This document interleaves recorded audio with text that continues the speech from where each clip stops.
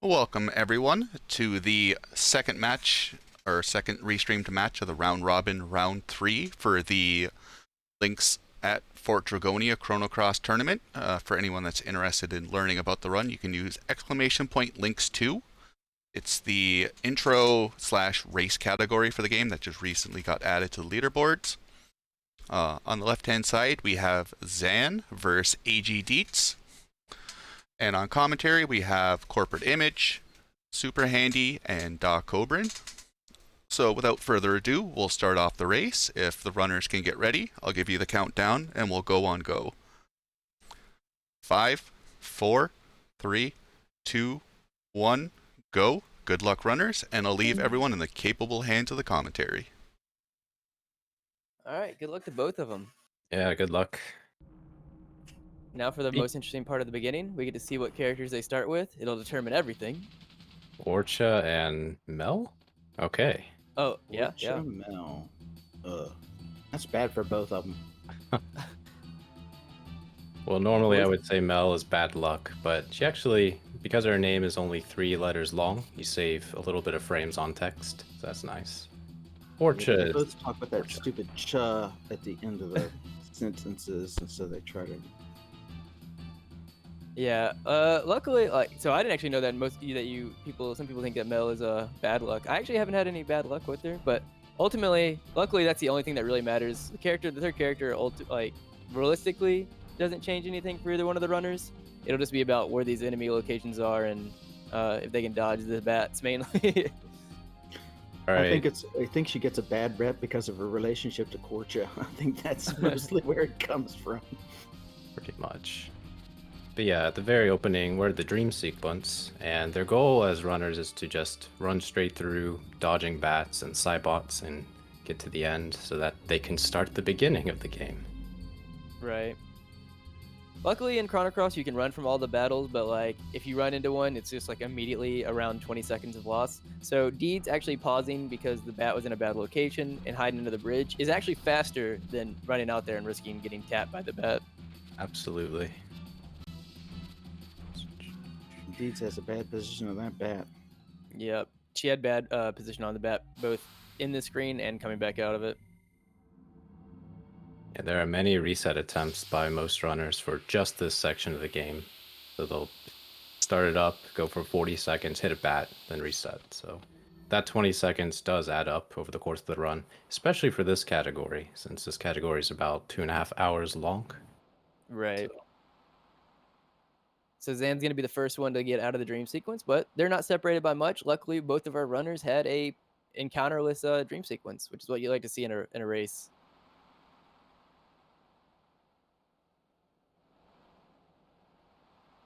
Yeah, so coming up after the dream sequence, we're going to be basically given our first quest. If you've been here before from the other rounds, you kind of know already what's going on, but just to kind of re-explain, we're going to wake up and we're going to have Lena kind of tell us, hey, you woke up really, really late and now I can't go with you, but I still need you to go get me the scales for the necklace. And it's kind of going to be a fetch quest where we have to go fight some random fights, and we're going to be needing to try to pick up some other materials, but we'll explain that as we get closer to it. Now we get to see Serge's fever dream here. Oh, dead body. I killed her. Uh-oh. Well, these are just flashes. We have no idea what he's actually interpreting this as. But yeah, this is a common cutscene that we see over and over again. And we'll see how it always resetting. No, I'm just kidding. No, it does show up several times throughout the game itself. And now it's time to stretch with Serge. Oh, Serge, get up, sleepyhead. Stretch. Such a comfy looking room. Stretch here. Oh, look at this. There he goes.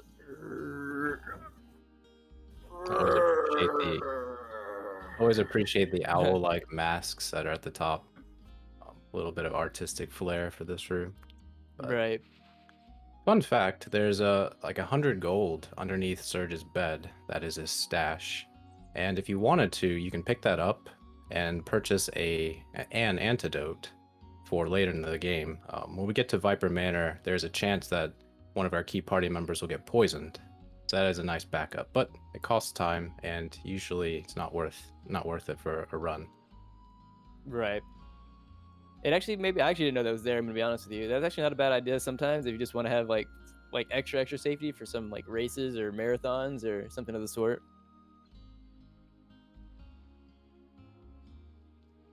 Yeah, now we see a glimpse of Serge's peaceful life with his girlfriend Lena.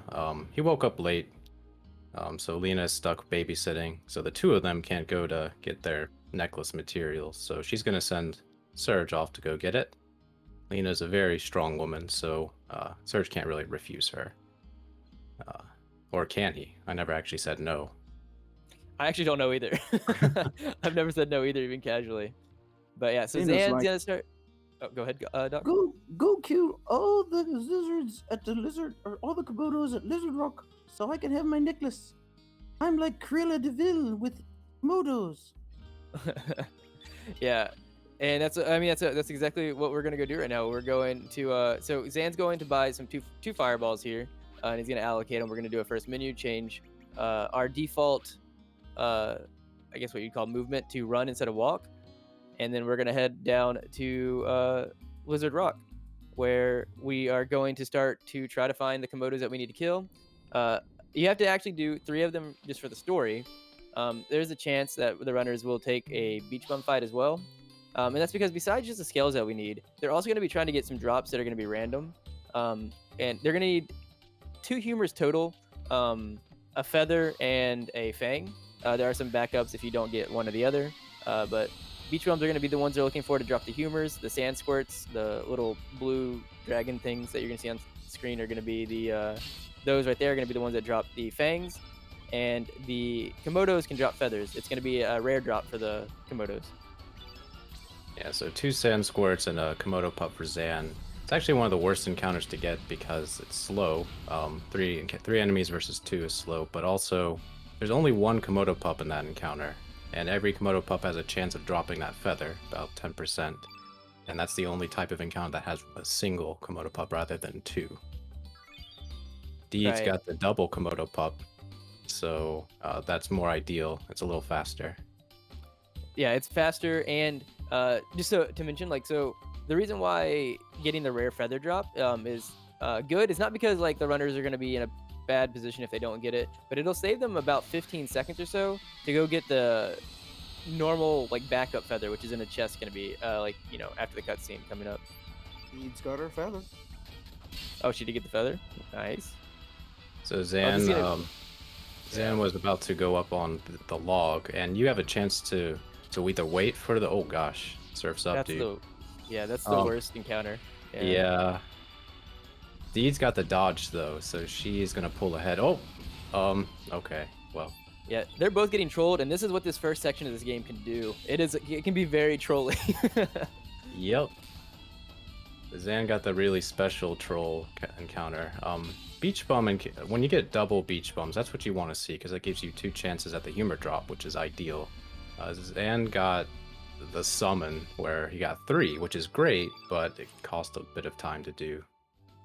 Yeah, when you're new to the game, you get trolled pretty easily because when you come into it and you can get away with only getting 1 humor, you see the 1 beach bum and you're like, yes, it's gonna be a fast fight. But no matter what you do, once you attack it once, it'll interrupt even if you tried to stand butch, which we haven't mentioned. But you can't kill it in 1 turn. It'll automatically call surfs up, and what was 1 enemy turns into 3. Oh, Zan Zan jumped a little too Oh early. no! Deed's got her humor, so that's good. She's got everything she needs potentially going forward, but she'll have to rely on a drop later, and we'll talk about that in a few minutes. Yeah, so I actually think that Deeds has everything she needs, right? We said she got the feather. I saw her get a fang and a humor. Yep. Yeah, so for So the you- Komodo pups, the first puzzle, so to speak, is you have to trap the Komodo pup behind a rock and it runs into a cave. The second one, you have to get the drop on it, which is kind of difficult to time if you're not used to it. And the third Komodo pup, we have to chase around and around.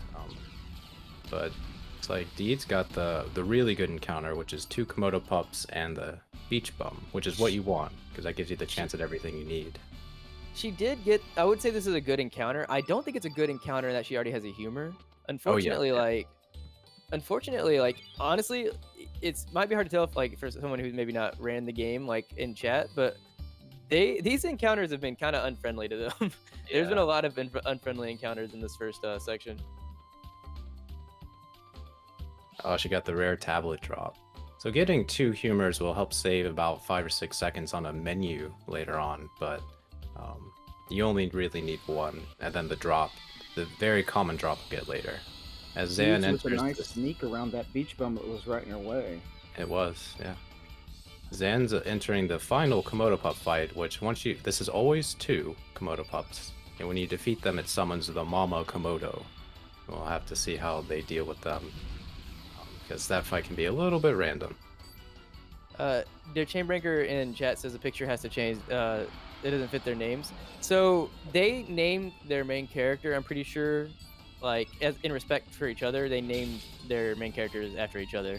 So on Deeds' screen, her Serge is named Zan, and on Zan's screen, his Serge is named D. Yeah. So Zan went for the carbon strats, doing a 3-3, something I do not advocate, in all jest, but it worked out. All you have to do is do about 28 damage to the Komodo pup, and then the fireball plus 2 will do at least 48 damage, and that's enough to knock out the Mama Komodo.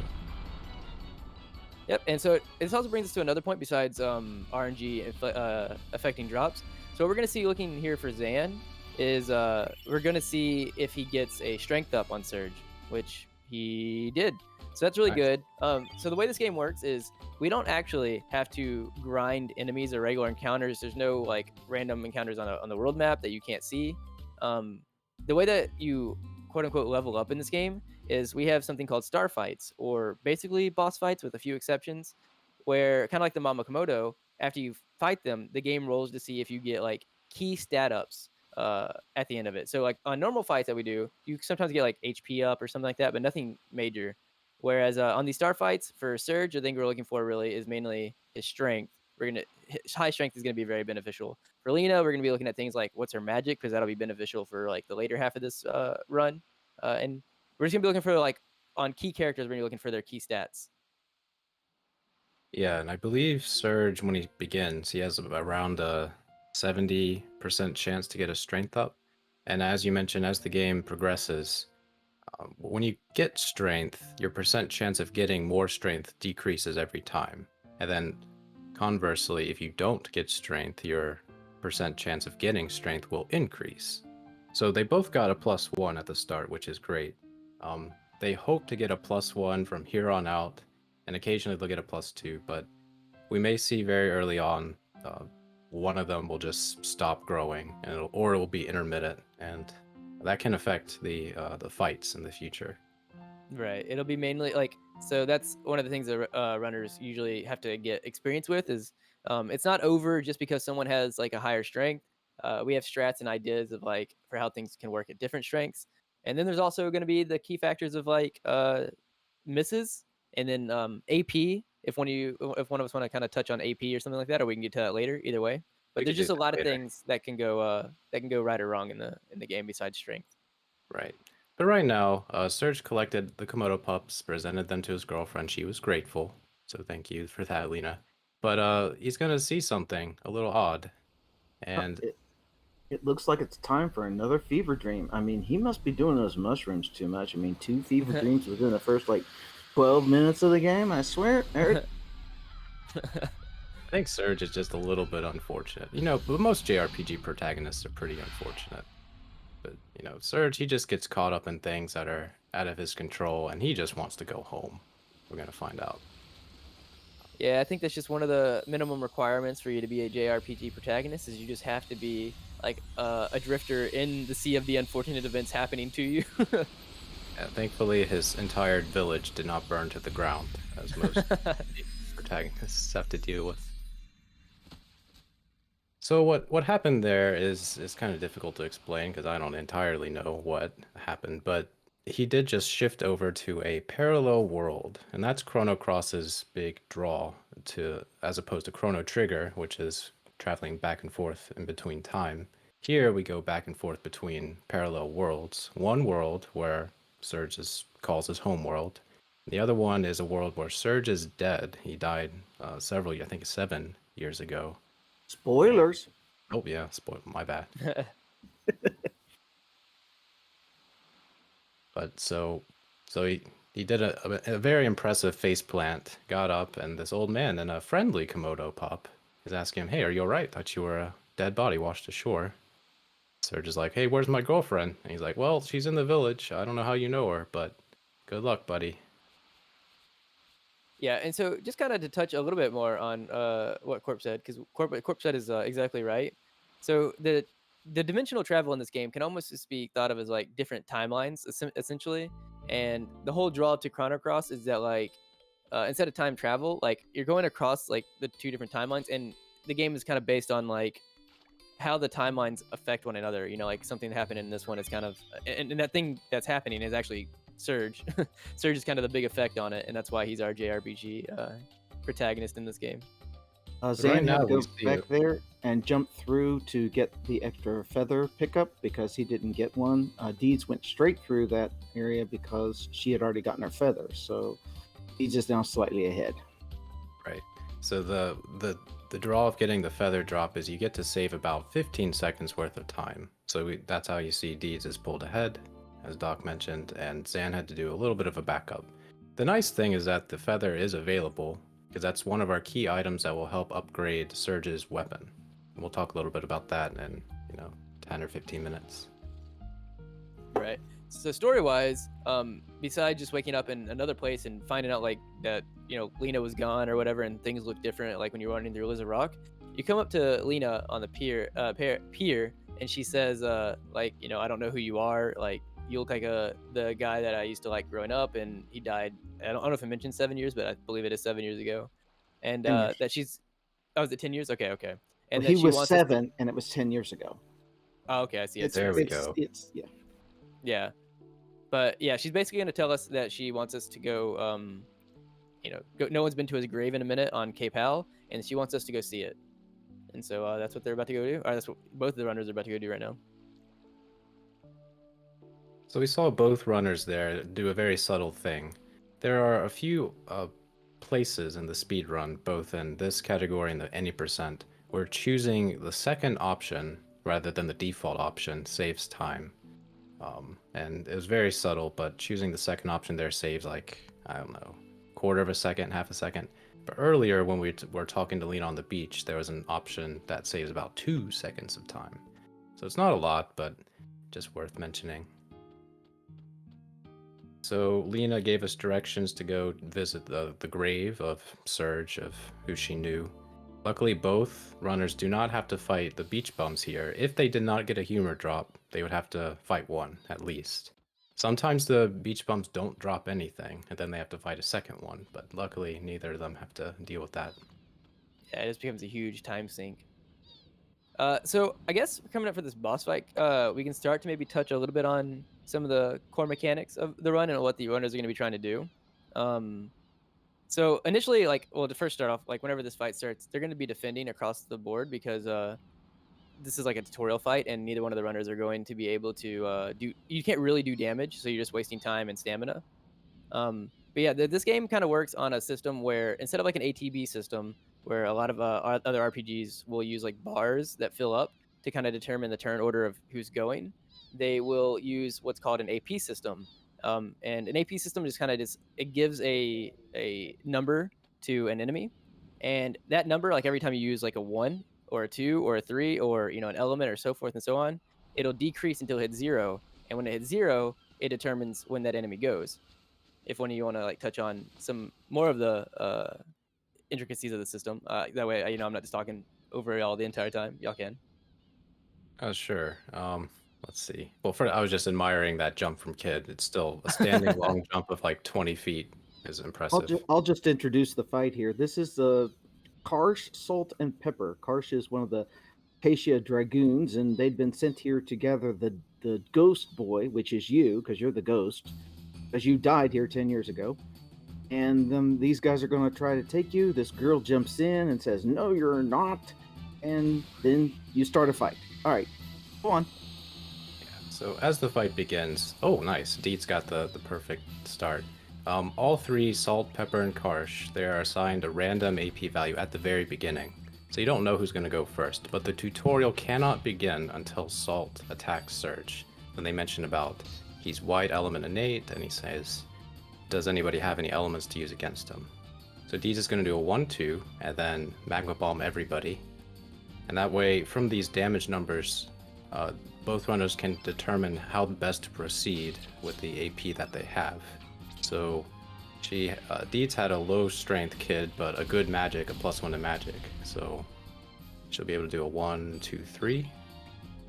Nice, knocked him out. And if the magic values weren't ideal, and the strength wasn't ideal, Serge had to do extra hits to knock out Salt. Now, things can go wrong in this fight as far as misses and hits go. So it's nice that everything is hitting, at least on Deeds' side. But the goal of this fight is to defeat Salt first, then take out Pepor, the short, squat fellow, and then finally Kid and Serge focus on Karsh.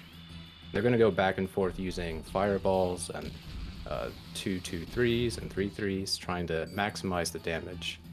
So with the battle system, as a person hits, like it's divided into a 1, a 2, and a 3, and the 1 has high accuracy but low damage, and then the 3 is low accuracy, high damage. So by mixing and mashing, as you hit, the accuracy of the next attacks go up. So ideally the game kind of wants you to do something like a 1-1, 2-3. But the runners are going to choose how they're going to proceed based on the AP values, and Zan finished nicely. And got a +1. +2. And looks like he got a rare copper drop, but I think that was for the helmet. So he got the vest. Yeah, it That's was for the nice. helmet, but yeah, being at 12 here is really nice. Very nice. And Deeds just finishing up. Yeah, they're actually very close. If your Deeds, with Zan getting a +2, you at least want a +1, hopefully. Nice. And she got it. Nice, nice. Uh-oh. Deeds Bonus did not. copper. Oh boy. Wait, I think Deeds is either gonna have to take another beach bum fight Yeah. after the fact, or she's gonna be doing Ivory Dagger, which I don't think she likes Ivory Dagger, so we might be seeing another beach bum fight. Yeah, so one of the drops that they needed was an ivory vest. They don't actually need the vest itself, but one of the equipment items that Pashul will have later is the ivory mail. And you cannot take off a piece of armor or a weapon from a person. You have to exchange it with something else. So we exchanged the ivory vest for the mail. And by disassembling the mail later, we get the second humor that we need. And we use the humor to get the iron dagger or steel swallow.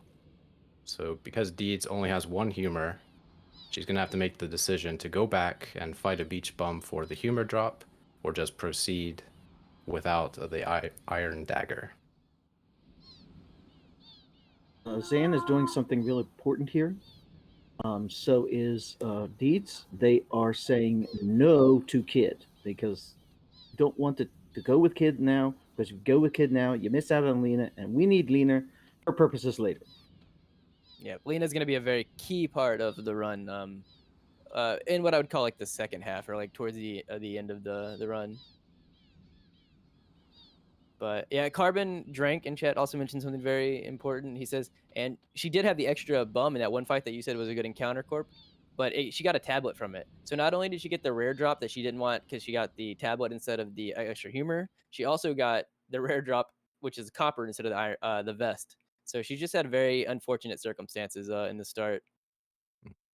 Yeah, luckily, proceeding with just the iron or ivory dagger is still it still can be done. It's not the potentially you're missing out on a lot of time, but as long as as Carbon likes to say, as long as you hit, it doesn't matter. Right.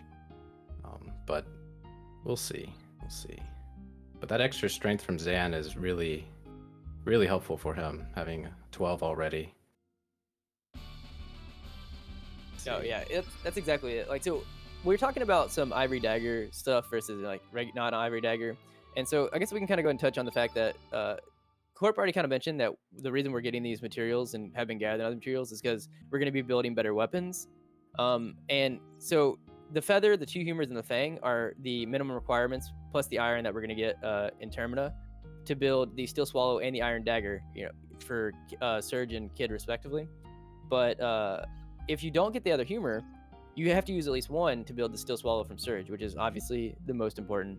However, Kids is also really, really nice to have, but you can get through it with the Ivory Dagger. That just means that you really kind of want to be where Zan's sitting with like 12 strength. You want to have really high strength going into it because you need all your damage to come from one person instead of spreading it.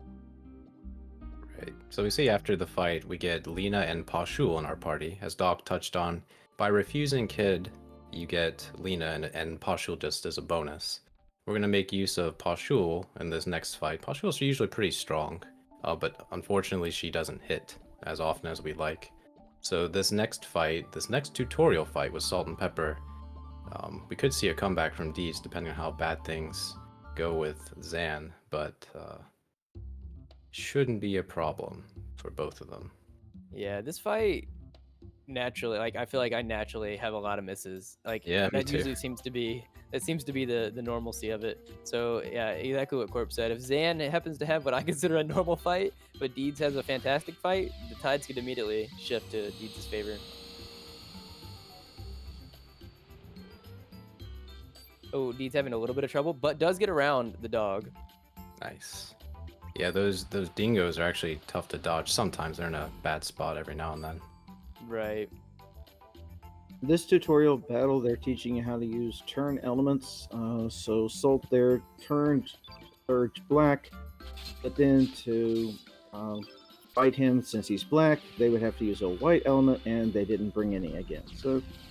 So we get to learn from their mistakes, and that's the idea behind Salt and Pepper. They're a good comedic duo. So Zan essentially did a 1-1-2 and then a fireball. Occasionally, Pepor will do that strengthen before the fireball, and then that would strengthen that fireball plus 2 damage by just a little bit. Nice hit from Pashul. Just Yep. knocked him out. Oh, okay. So I thought Zan was gonna do a refresh with Lena, but he got Pepper Box really early. The only reason that's a little bit dangerous is because now he's to kill. Pepper's definitely gonna get another turn, and if he attacks Lena, Lena's gonna potentially die. Yep. It's happened to me many times, unfortunately. Okay, good damage spread from Pepper on Zan's screen. It looks like on Deed's screen, this Serge has low magic, because that only did 33 damage with the extra. Oh, nice crit from Zan. That was a very clean fight. Yeah, that was not a bad fight at all. So, just kind of slightly touch on it. So the reason that would be really, really bad for Lena to have died there is because characters that die, how we talked about how only in these star fights or whenever you get your key stat values the chance to go up, if a character is dead, they miss out on it completely. So they just lose one whole opportunity to basically level up something that we might need. I saw Zan's Lena leave at 9 magic, which is, I believe, her starting value. So that's not great, because as Handy mentioned earlier, we're going to be concerned about Lena's stats later, not right now, but if she could leave here with 10 or 11, possibly 12 magic, she's in a good position, but 9 is questionable. Oh, I thought I saw 11. They're both at 9. Yeah. Magic on Lena. All right. Yikes. Keeping the competition evil. Evil? Even. Evil. Chrono Cross sometimes does keep it evil too, so that's a fair statement. That's true. You don't play Chrono Cross. Chrono Cross plays you. That is true.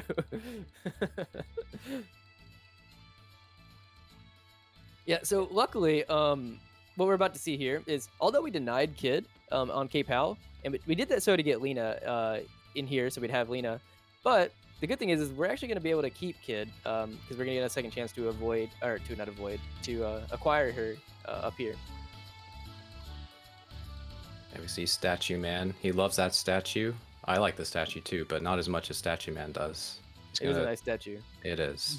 He's going to tell us about their secret ways into Viper Manor, and that will prompt Kid to show up and say, all right, is your date over with Lena? And we're like, yeah. And then she says, great, let me join the party. I'm like, okay, fine. And then after that, we'll do some questing. I'm gonna go pick up an item and go to the smithy for materials. So all those materials we were talking about in the early section of the game, we're gonna make use of it in the next part here. We're going to forge better weapons for Serge and Kid. Fortunately, for Deeds, she's not going to be able to make the iron dagger, so she's going to have to go with the ivory dagger instead. But it looks Oh, like... I actually did just notice that. I actually did notice that she decided to opt just to go for ivory. Yeah.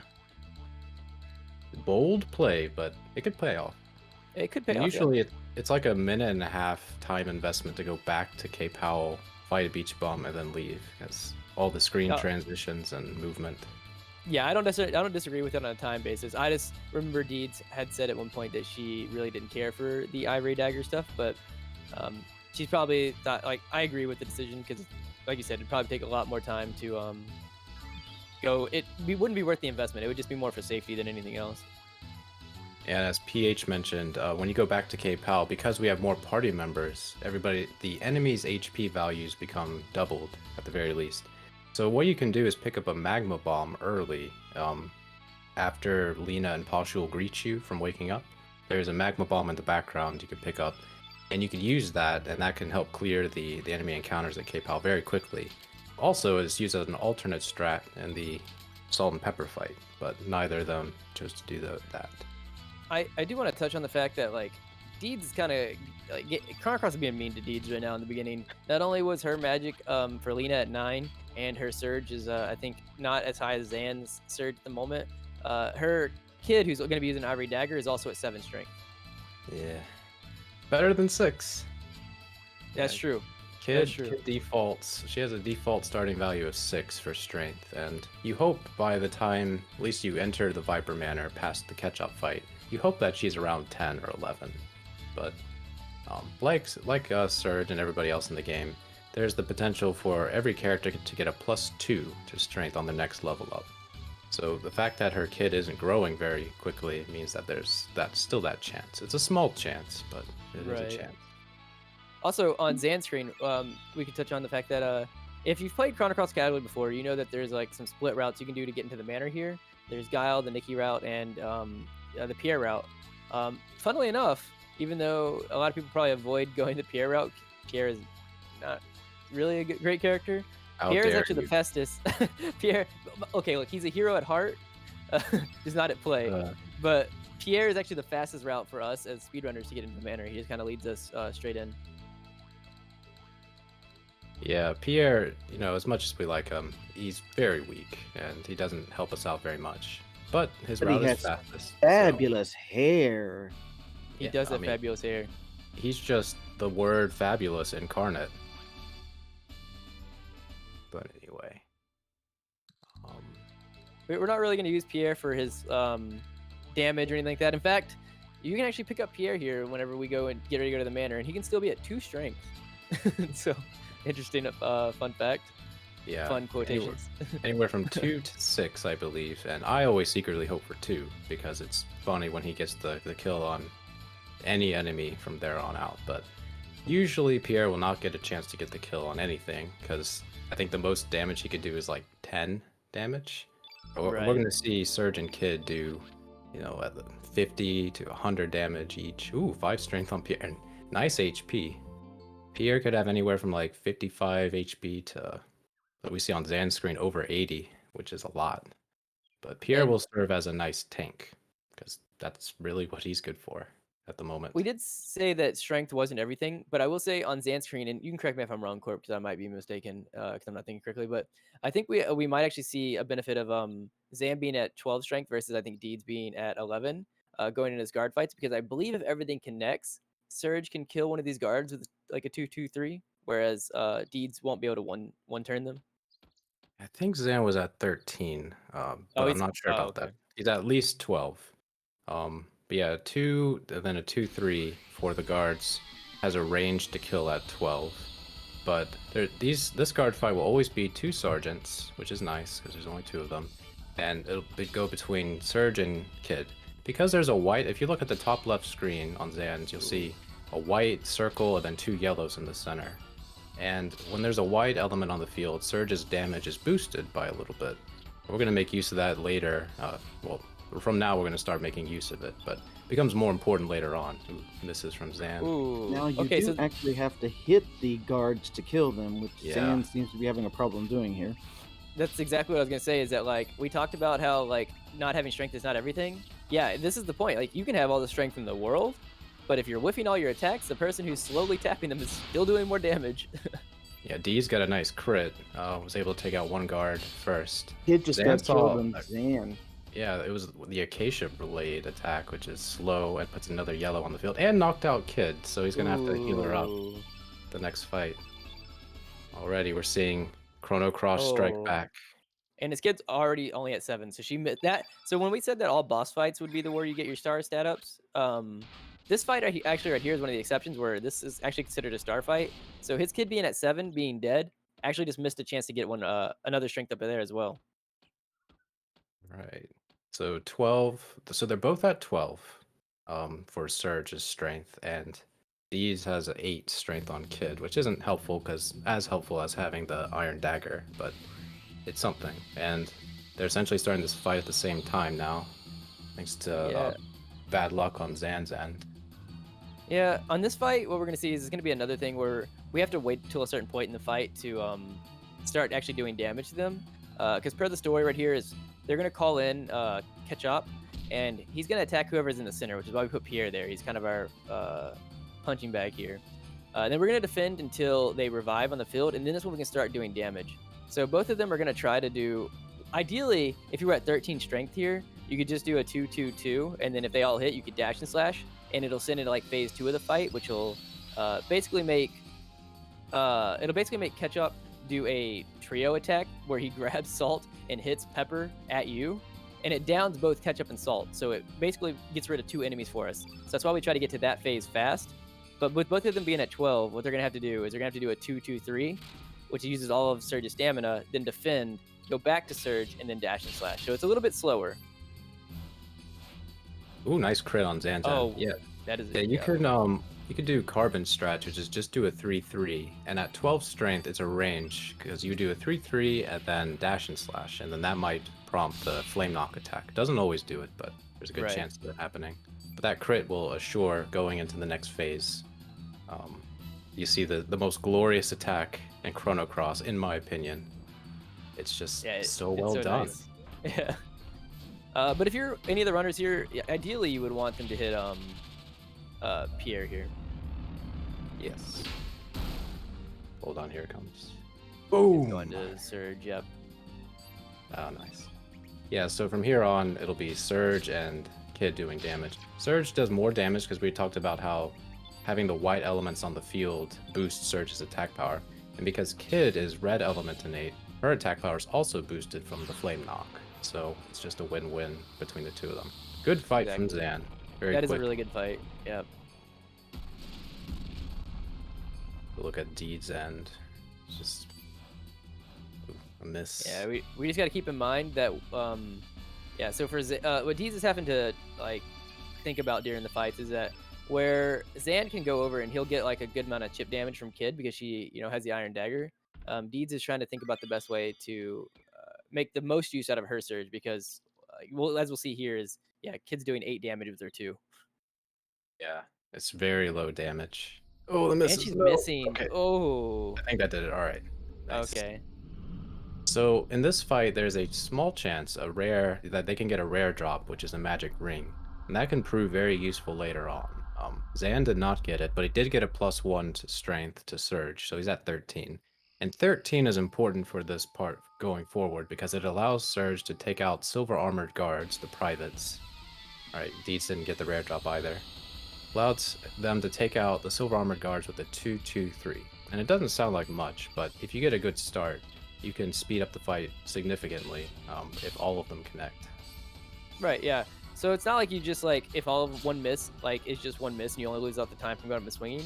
It kind of can snowball like good and bad because if you hit everything and you kill an enemy, now you don't have to watch them walk up either, right? So then you can also use a walk up to go kill another one. It kind of like streamlines the fight more than you would think one way or the other if you miss or not. Yeah, positioning in the fight is not something many people think of, even runners. I didn't really consider it either until recently, but You see how Serge and Kid have to run up to an enemy. Well, sometimes, well, yeah, most enemies are on the left side or the right side or in the center. And if you know your own party members' like positioning, you can coordinate that so that Serge doesn't have to run up as far, or Kid doesn't have to run up as far. And that time adds up. It's small, but over the course of many battles throughout the run, it does add up. Yeah, Alright. we see Deeds actually opted to probably do the guard fight post feeding the dragons. You can do it before or after. Zan decided to do it before him. I don't think either one of them are really going to go for. Well, obviously Zan can't now, but I don't think Deeds is going to go for guard skip either. She's just going to probably do the fight after these feeding dragons minigame. There's a way to skip the guards, but it's really hard, and yeah, don't take It's a kind chance. of inconsistent. Yeah, like even at your best, I do know that like another prominent runner, Carbon, has said that with him doing his new technique of using like L3 and X, he's at like 70%, or he thinks he's at like 70% or something like that. But that's like definitely something that's even considered like on the high end, because you can be a perfect masher at human level and still miss. That's how hard it is. It's like frame perfect. Yeah, so the dragon feeding minigame we see Zan about to do, all you have to do is feed the dragons 10 times, or dragonites 10 times, and the order is always the same. From left to right, it's 2, 3, 5, 1, 4, 2, 3, 5, 1, 2. So because we know the order, we don't have to really worry about it, and because it's on a timer, again, we don't have to really worry about much. So we see Deeds going not for the guard skip, but she's engaging the guard fight in front of the door. They both got 3 guards, which is great. You can get 4 guards, and the order of the 4 guards that you get, sometimes you get 2 sergeants. Usually you get 1 sergeant and 3 privates. Sometimes you get 4 privates. But in any case, 3 guards is much faster than 4 because it's just less attacks, less chance of them attacking you, which takes up time. Nice dodge by Pierre. 1 HP. What a hero. And not to keep harping on it, but like if you're like cheering on Deeds here, every one of these formations actually matters so much more because like once again she doesn't have the Iron Dagger for Kid, and so you have to use so much stamina as Serge by himself to almost like try to kill all 4 guards. So you want her to get like almost well, you want her to exclusively get 3 formation guards. We see in the Deeds fight, there's a black element on the field on the outside. That inherently weakens Surge's attack power, which is why you need at least 13 strength to take them out comfortably. But the red element on the field boosts Kid's attack power, and with that, you can do melee attacks with Kid, but you can also do element attacks. They're a little bit slower. I like to use a magma bomb in the fights when we have like low strength. Right, it's not a bad idea. Board. Also, so right now we see. Oh, go ahead, Doc. Zan has now entered the mansion, and he's turned the code to 00, which automatically drops you down to fight these 3 dragoons. The code is unknowable at the beginning, even if you happen to be guessing it right, because it isn't set by the game until we do something later to officially find out what the code is. So, right, and that's actually what we're about to do. And so like in all these races, I've actually been asking chat, and chat's kind of been playing like a little game like of guessing what the code is going to be. The code for each one of these runners, they're going to get a 2-digit number. It's going to be the left and the right side for the code, which way it has to turn. Anywhere between 1 and 9 on both sides. And 1 being the best for the runner because you only have to watch it turn 1 time, 9 being the highest. So if you guys want to guess like what the code might be, they're both about to come to it. Well, Zan is especially.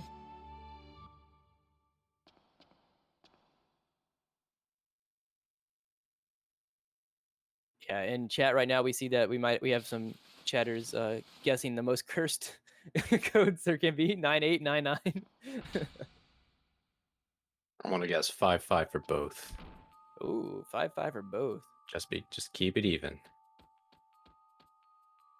Yeah, so as Zan goes into this, you have to talk to Glenn, and I think Glenn also fell into the trap because he doesn't remember what the code is, so the guard is scolding him a bit. But Glenn's stoic and doesn't really care. Zan just picked up a Dragoon's Honor, which is a very good item this early in the game. It gives you a +1 to strength, +1 to magic, and increases your hit percentage. So that'll go on to Serge very soon. Alright, then Zan will pick up this revive, the only revive in the game that we pick up in the speedrun, for both categories, and the code is... It is 7-8. 7-8. Yikes, you guys curse Zan. We can blame chat. Pretty bad. Yeah, you hope for a sum of 10 or less. and 7/8's Oh, we hit a trap. Oh no. Okay, something we didn't touch on. In Viper Manor, you do not want to travel in the center of the carpet. You hug the walls, usually by the door. If you stray a little bit too far, then you will get hit with a will-o-wisp trap. But he Yeah, doesn't have to fight it. He can run away and then just move on. Yeah, so that's why you'll always see, like, we usually don't touch on it because most runners, like, it's, you just, like, the main thing is it's very, you can easily do it, but most runners will travel along the side of the walls. It's just, there's several of those throughout this manor. Right. And there are a few safe zones where you could just hit like left or right on the D-pad and you'll be fine. But if you choose to use the analog stick and your movement isn't precise, you can, you know, have a jump on it and accidentally run into a trap. All right. And Deeds' code is Ooh, 1, 2 for 1, Deeds. 2. Oh, wow. Very nice. Hey, look, that's the equalizer. Yeah. So we see So- Zan. Oh, go ahead. Go ahead. Oh, no, go on. I was gonna say, yeah. So just to touch on, like, the difference between each of the codes is not like actually that substantial. I mean, it can be. I think each turn on the statue costs about a little bit more than a second, like a little bit more. So just, it's not like a giant leap. Yeah, so in this treasure room that Zan is about to exit and Deeds is about to enter, they pick up the bronze armor, and they have the option of picking up a sword, a bronze sword to sell for money later on. Zan did not pick up the sword. You don't necessarily need it, but if you're playing it safe for money or intend to do any percent run, it's a good idea to pick it up. Then they went into the menu and equip a turn yellow element on Pierre, as well as a revive. I hope they both put revives on. Nice. And then Wait, they're so you gonna actually equip up equip that Serge. bronze sword on Pierre. Yeah. So see Zan on Zan's yeah. screen. He's about to encounter the next fight, and having the turn yellow is going to really help that fight. Do you want to explain how that works, Handy? Yeah, okay. So what they're gonna do in the beginning is we're gonna use one of Pierre's only jobs in this Viper Manor is gonna be him turning Serge yellow at the beginning, and it's because these bulbs are going to be green and 8, and so them being opposite colors mean that it's gonna do more damage. Not only that, for a good fight, what you're gonna want to be seeing is they're gonna be looking when they go to attack for whether or not the enemies are male or female. You're hoping, you can't really change it, but you want, like, hopefully to have like a 1 or 2 female enemies here, because the female enemies in this game actually have 10 HP or 10% HP less than the male counterparts. Yeah, so for this fight, there is a danger. Normally you can get through it pretty well. Everybody has decent HP, but the elements that the Neo End bulbs, as they're called, the elements that they use, Bush Basher or Bushwhacker, I think just Bush Basher, has a chance of poisoning you. And at this point, we do not have any antidotes. So the only cure for poison is to die and then be revived afterward after battle. But so far, Zan is totally fine. He's not poisoned. Deeds is just starting out. Pierre did his job splendidly. Well, so Right. Deeds actually, I don't think that Zan had any, but Deeds might have a better fight here just because she does have some female enemies in this fight. Ooh, Eagle Eye drop from Zan, and Serge is at 14 strength. So Zan could potentially equip the Eagle Eye later for the Lynx fight, but we'll see what he chooses to do. That can make the fight a lot more safe, but it does cost a tiny bit of time. Yeah, so on Deed's side, we have her finishing up the bulb fight, where we have Zan going upstairs. We're going to see Zan go into Karsh's room, and we're going to see a chest in here that maybe most people don't know that you can actually get into. We're going to see Zan basically annoy Karsh 20 times, and then we're going to get a very special item out of it. I always like the trope of RPGs where they force you to either talk to people multiple times, or in this case, talk to a chest multiple times to either get the information you need or a special item. But 20 is a bit excessive, but it's worth it. This item is very good. Gives you a Very +3 to your attack power. So, doesn't sound like much, but for the any percent run, which is about 7 hours long, that item has utility for the entire run. Yeah, I mean, just for like to give context to like how good it is, the Power Glove, which is like a rare drop from Karsh in the beginning, gives you +1 to strength. The Driven Honor that we have gives you +1 to strength, along with other things as well. So getting +3 to strength is a lot. Yeah, so we see Zan. He entered the code, I think it was 7-8. So that's about 15 seconds of time for the Viper statue to turn. Whereas Deeds got a 1-2, so that's only going to be 3 seconds of time. So although Deeds will still be behind, she'll be able to catch up a little bit more just because of the code RNG. Exactly. Yeah, and they're both coming up. So after the bolt fight, they're coming up to the two last fights in Viper Manor. Well, two. I guess there's three technically because there's a guard fight in between them. But the two main ones, Marcy and Lynx. And Marcy and Lynx are actually two fights that can go can actually go very wrong, even sometimes for experienced runners. If you you get a bad crit somewhere, if you get a bad miss somewhere. But first, we have to talk to Mr. Plot Dump himself. There he is, the old man. Yeah, So the that old is- man's going to come down here and explain to you the plot. He's going to basically say, "Oh, Serge, you're dead in one world, this world, and you're from another world where you're not dead. The not dead version was able to cross into this world because here you're dead, and therefore you don't exist. That's why you were able to cross. Ooh, whirly, timey-wimey." That is exactly what he says, and I do think Exactly. that if they do a remaster of this version, I think that they definitely need to pick up Doc to voice Balthazar. Spoilers, wait. Yeah, so this old man calls himself the Prophet of Time. And he's actually Balthazar from Chrono Trigger. But this is an alternate Balthazar, not the one who went mad and passed away. But this one was sent to a alternate future where Lavos was defeated. And he made his job, his role in life, to go back in time to save Princess Shala, or Scala, I don't know how to pronounce her name. Me neither. So he is the one who knows everything, and he refuses to tell us anything until it's too late. Yeah. So after all this lore dump, I guess I will touch on exactly what makes the Marcy fight a little bit dangerous and what Zan and Deeds following is going to be trying to do. They're both going to be doing like some strats that we already kind of predetermined, but they'll have to change some stuff depending on the damage that they're doing. Because at half health for Marcy, she'll do a scripted move called Cat's Cradle, which is not really the dangerous part of the fight. That just kind of tells you about where you're at. The dangerous part of the fight is when they do put her down to 25% health or critical stance, because the game says that when she goes into critical health, if she gets the next turn, she's ice blasting, and ice blast is really damaging and can kill you, and it can also freeze you. And the reason that this can kind of steamroll past that is like not only is ice blast slow and really tough hitting. The next thing she'll do if she gets another turn, like say your main damage dealer is frozen, is she'll cure plus, and this fight can just last a very long time in worst case scenarios. Now, one unique thing about Marcy, or more unique than most bosses, is as she's walking up to you, she actually says stuff. She says, "I hate you, I abhor you." So Marcy is what we would call a walkie-talkie. Oh my god. Very nice.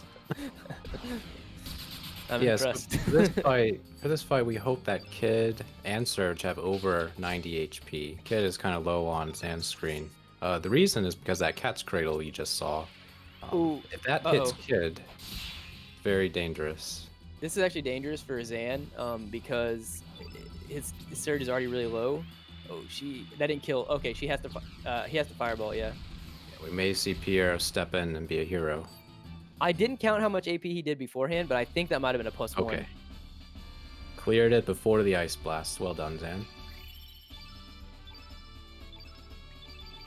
15 strength on 15 Surge strength, and yeah. Ice Blast. Yeah, so one of the dangers is not getting that Ice Blast drop, which is a 90% drop. The rare drop is Iron, which is useless to us for the runs. And that would force us to purchase an extra Aqua Ball element later on.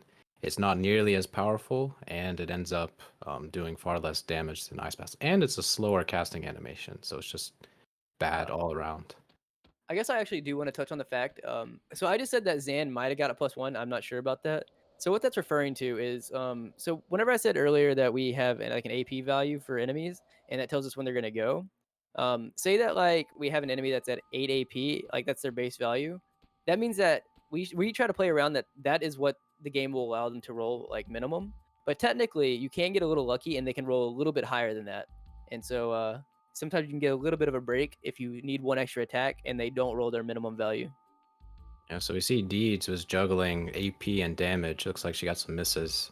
So she's gonna get ice blasted, unfortunately. Did not do Ooh. enough damage. Not only that, Um, depending on who this kills, like the stamina is kind of rough. Yeah. Please hit Pierre. Oh man. Okay, so as Ouch. long as either Kid or Serge is alive, that's what's important. Because either one of them can finish this fight. But if both of them are down, it becomes problematic. Yeah, she can't just defend it out either to get stamina here, because the next thing that's coming is going to be the Cure Plus. All right, she got through Okay. though. Nice. Good job.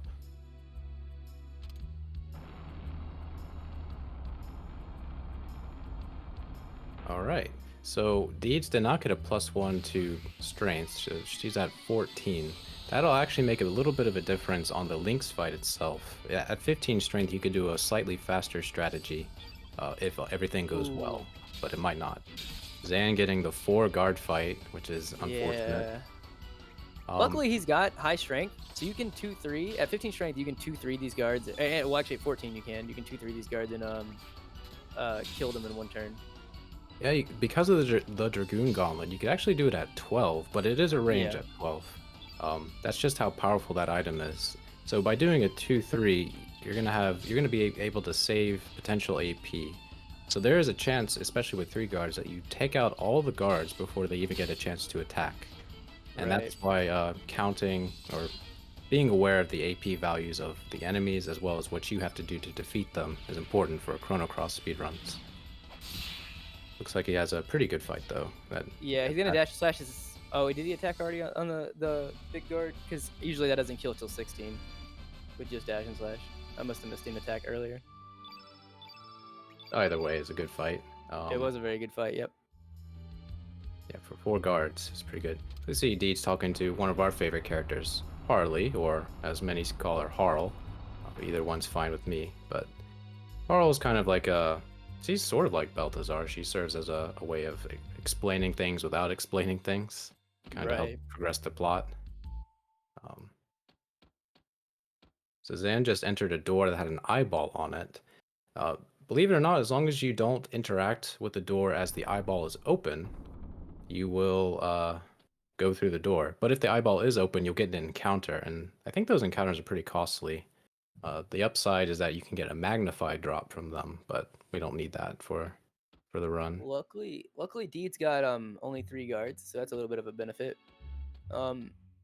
But coming up on Zan's side over there is the Lynx fight, and I explained that earlier that Marcy and Lynx were both kind of fights that are a little bit with the tougher end at the end of the manor, and it's kind of for similar reasons. You're kind of waiting to deal with HP flags. If you want to explain that one, since I grabbed the Marcy one. The AP values for Lynx?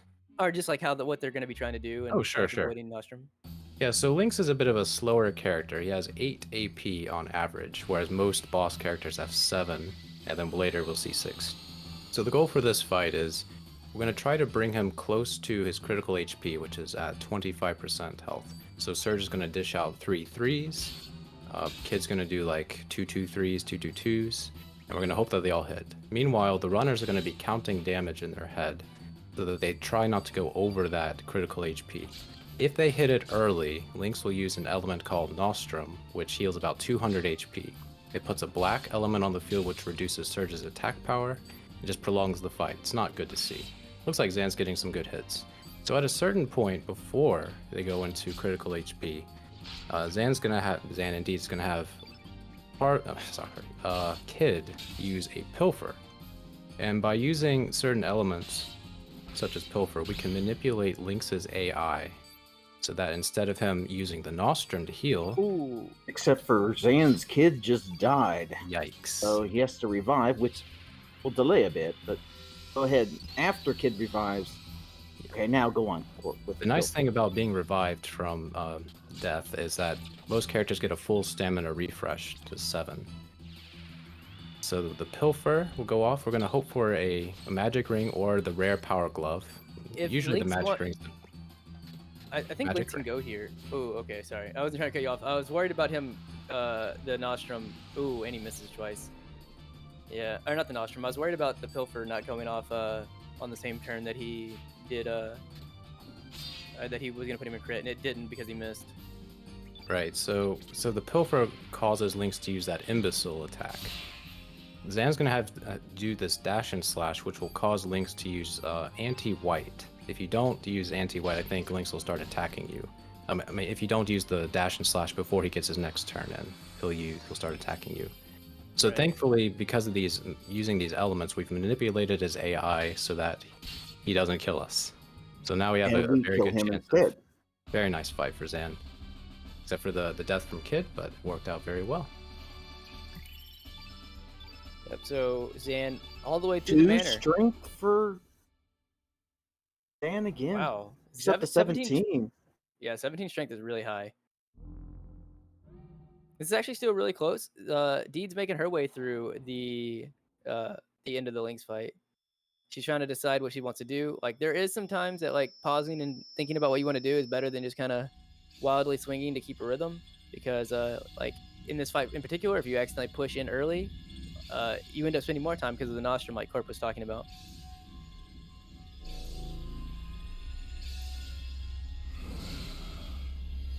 Yeah, so on this turn, she's gonna pilfer. And we see the unfortunate effect of having the ivory dagger. Kid was doing pitiful amounts of damage, you know, Pierre amounts of damage to Lynx. But she got the power glove steal, which can potentially be a really good help later on, depending on how strong Lena is later. We really But need that's the rare Lena's, steal. And you usually hope not to get it. because we need Lena's magic to be as high as possible later on. But if she has a high enough magic Lena, it won't matter too much.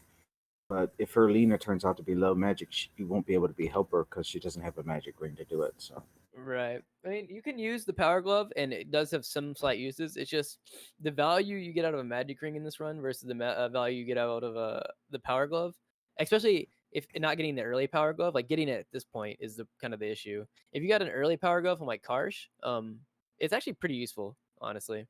But it's just we don't really need it compared to the magic ring at this point.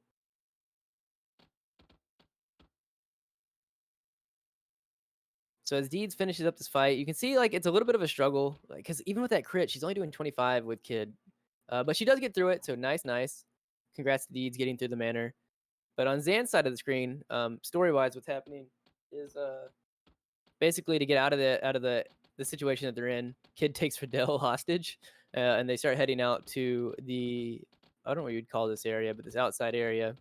The roof? Kind of backed into a corner. Yeah, it's like a roof, but it has like a pool and everything. It's honestly very nice.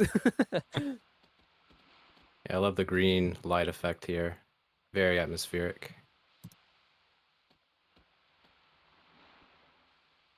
Yeah, and so it's kind of like this is a good way to kind of explain the character that Kid is without kind of like by showing and not showing and not telling is that even though Kid is kind of like willing to take Riddell hostage, Lynx is the really evil one because he throws a dagger, not really caring that he's gonna he could hit Riddell, and Kid throws Riddell out of the way and instead takes the dagger to the arm. We see the true depth of Kid's character. There are a lot of people who don't like Kid as a character, but at least we know at heart she's a good person. Exactly. All right, get ready for the thing. The thing. Everybody who's been here or seen a run knows what the thing is, but the thing is coming. come to me, the assassin of time, the Chrono Trigger. Chrono Trigger. He did Yep, say thing it. was said. All right, GG's. You can end the run. It's over. No, just kidding. We're gonna keep continuing. See, we just need to have a Chrono Cross leaderboard called the Chrono Trigger percent. Oh, that makes so many people angry. Anyway, we see Zan. He's going to do this compulsory menu, which you can skip if you want to, but we got to remove the revive from Pierre if you equipped it to him, and then you exchange the iron dagger for the ivory if you want to sell it later. Zan chose not to do that, which is faster. But now we have about 10 to 12 minutes of downtime, where we get more plot and such. You did say that Zan did skip taking the dagger off, is that what you said? Corp. Wait, what? What was that? Did you say that Zan did skip taking the ivory dagger or the dagger off? I didn't see it. Yeah, I didn't see him take it off, so. Oh, okay. Yeah, I didn't either. He might not have because he got 4 guards in that one fight. Yeah, so we didn't really touch up on it, but for both this category and the any percent category, we kind of try to keep track of how much money we have. In this category, it's not as important because it's not as tight, but in the any percent category, we need a certain amount of money to get the elements that we need to finish the game. Eventually, we get an item called the Golden Tiara, which sells for like 75,000 gold. When we get that item, we have no more money troubles. But this early on, paying attention to how many guards you get will determine, and what type of guards there are, how many sergeants versus privates will determine how much money you get. And Zan did get 4 guard fight there, so smart play from him to not need that much. But just in case, you can sell some elements if you do need extra later on, so there's a backup for it.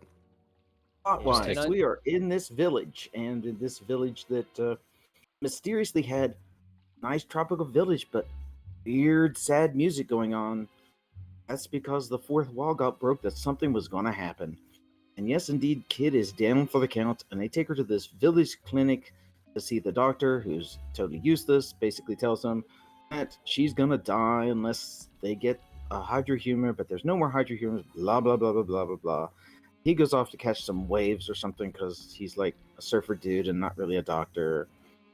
Then we see this dramatic scene unfold in the clinic room. Corcha's like, I'm gonna find out what's going on. Oh, but he bumps into somebody. Who's this? Who is it? It's the French lady. She's come to see what's going on because she's French, and that's what they do, I guess. Anyway, this is Harl. We met her in the Viper Manor. And she had words with Kid. And now she sees the Kid is laying in the bed, but she's trying to flirt with Serge again because that's, guess what, another thing French ladies do. They flirt. Except so she calls Corcha a chicken hawk, which is true. So that's kind of cool. So then she disappears and she goes over to look at Kid and she says, "Oh, Kid is going to die. Oh, you should just come with me, Serge. We can be happy together." And she kisses and she floats away. Quite the monologue. Yeah, No, but Harl is great because not only does she insult Corcha, but she shows us how useless Corcha is when he tries to attack her. But anyway, you saw her disappear right there, but if you look really closely, you can barely make out Harl's outline. She's standing in front of the bed, and that is intentional, not a accident on the developer's part, because she is listening to everything that's being said. And then if you were to take this to any percent, because we have a choice coming up, we're going to choose not to save Kid. Eventually, Harl's going to have the astral amulet. She's going to steal it from Corcha because Corcha decides we don't deserve it because we're not going to save Kid. Why Corcha feels he has the authority to decide that is, up to, I don't know why he thinks that, but he decides to be a man and take charge and kind of, be annoying. So naturally, the next thing we're going to do is ask him for his boat because we need to get off this little island. But we'll see how that goes later. All right. So yeah, right now, if you've played the game, you know that in this section right here that they're both in, there's an important route decision that's made by the choice you can make here. And obviously, what we want to do is we want to deny putting Corcha on our team. Well, we want to deny helping Kid so we don't get Corcha on our team because we're gonna get a much better character on our team for doing that choice coming up. And even though we do miss out on a character named Rasley, who is a very nice magic user, Glenn is just too important for the run to pass him up. Yeah, that's true. Good. And then we also would end up getting another character that's better than Corcha. So there you go. It's kind of a win-win for us. Yeah, Glenn is very useful, especially for the any percent category, because for this category he's still very useful, but he makes an appearance later on that makes him invaluable for the end of any percent. But yeah, if you chose to save Kid, not only do you have to deal with Corcha, but you have to take extra time to do the Hydra Humor quest, which can take anywhere from 25 to 40 minutes of time. And as Doc Surprisingly- mentioned, the one consolation is you get to save Rasley, who is in fact a very good magic user and a good replacement for Glenn. Sadly, just the time it takes to complete that quest is not worth doing for speedruns. And it's not even like it's like one quest or another quest. The saving kid is a complete side quest. You still have to go through everything you would go through when you don't save kid, plus the saving kids. So in a speedrun, there's no way. Yeah, it's Yeah, exactly what we right. find Usually- in the story is that Kid is kind of unkillable. She really, although she takes hits and comes close to death, she'll be fine. She'll recover nicely from everything she's afflicted with. So that just takes the guilt off of our conscience for speedrunners, because we don't really need to save Kid at all. All right. Yeah, on Zan's screen we see we're talking to Korcha. So we asked him for his boat. He said, "Get out of here." Then Matcha shows up and puts him in his place. Says, "Stop acting like a brat and help out these people."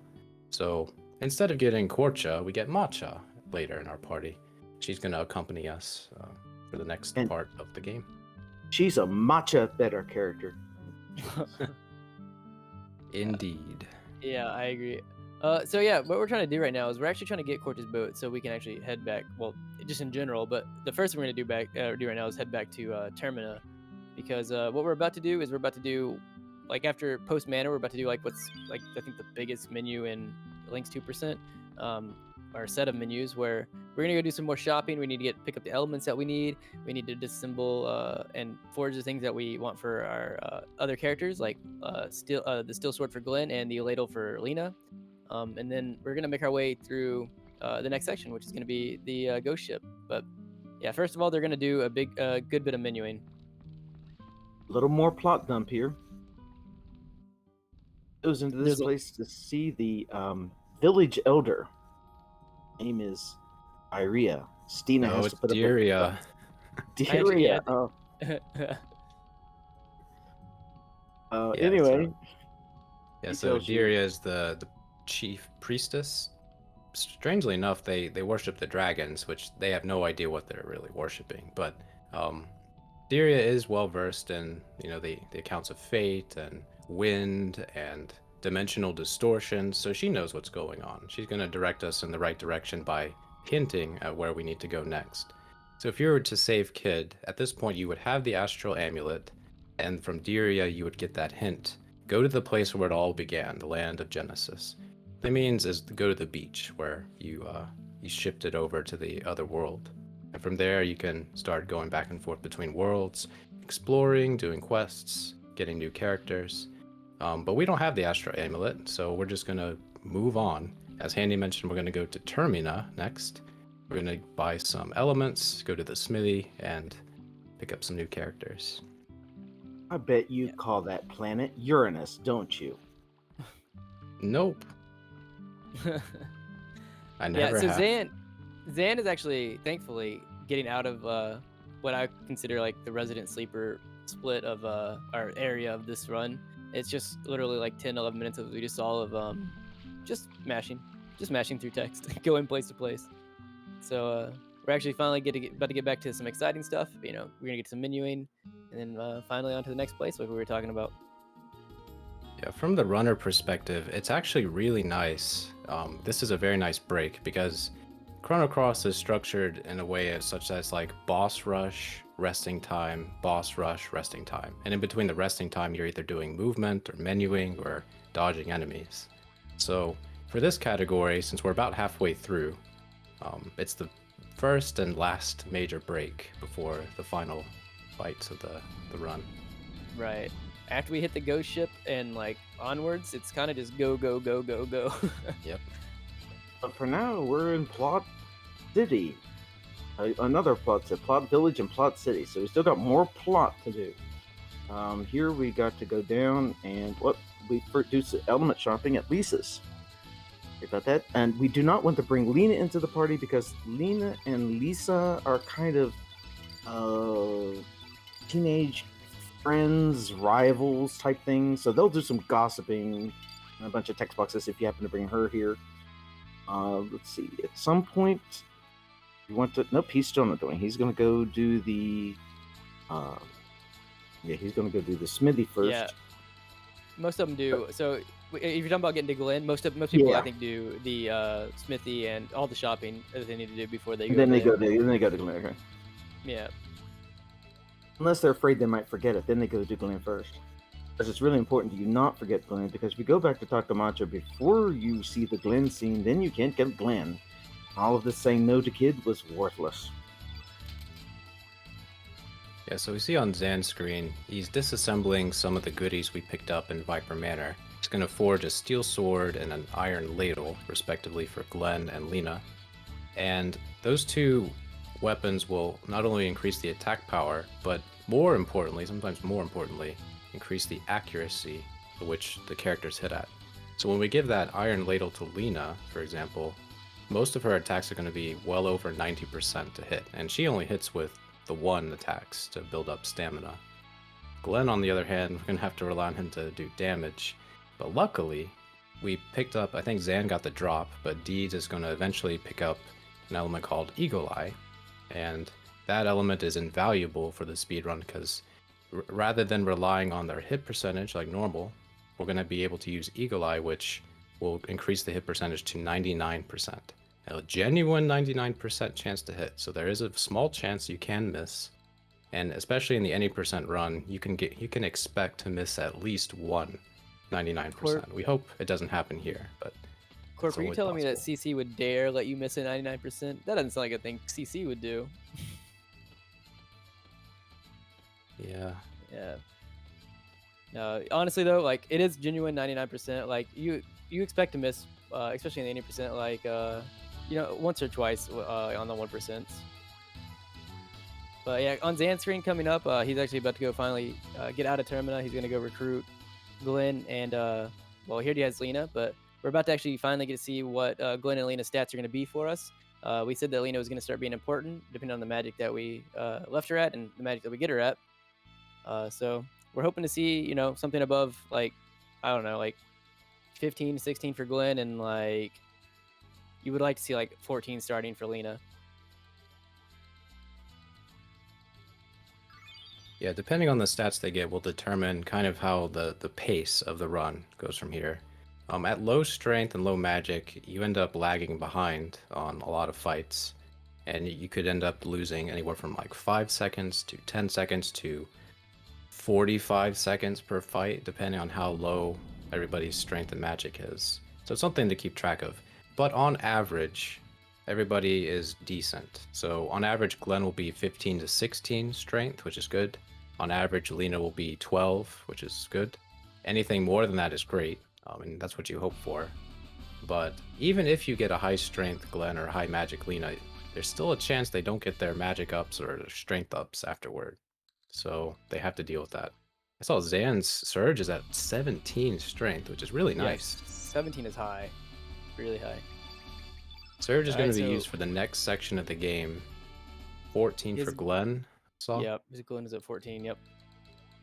But after this s- next section, Serge's strength isn't going to matter so much. It's more important in any percent, but not this Right. category.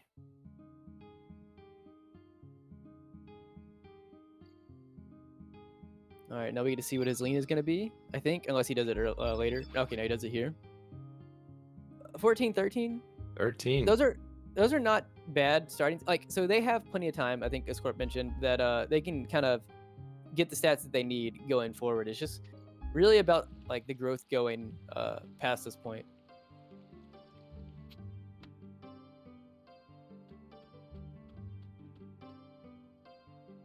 So Zan doing the last bit of his shopping.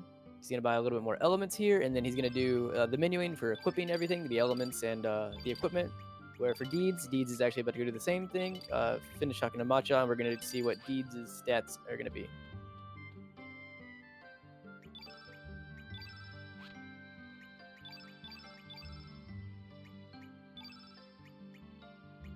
Yeah, so depending on the category, you can pick up, just by habit, I pick up all the elements we use for any percent. But I saw Zan. I don't think he picked up a weak-minded, for example, because technically you don't need it for this category. And he already had an eagle eye, but he got another one probably just by habit. But the next time we have to purchase something, that's when your money matters. At this point, we have enough money to get whatever we need. But afterward, the next purchase are one element. You need magnify and diminish. Diminish for any percent, but magnify for both. And those are pretty expensive. I think they're over 1,000 gold each. Yeah, they are the burden for like Y and any percent. We are constantly watching our money.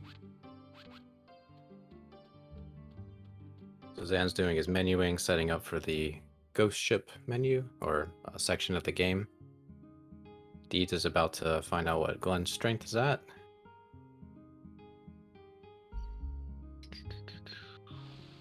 It's a little faster to not put Glenn in the party immediately. It's better to do it when Matcha joins the party. And we put Matcha in our party because if you don't, you get about a 30-second cutscene of her swimming away. Okay, well, she didn't put Glenn in the party just yet, but you can still put him in at any time. Right. She has to open up the thing anyways to put Lena in, so maybe she's just going to do it all together.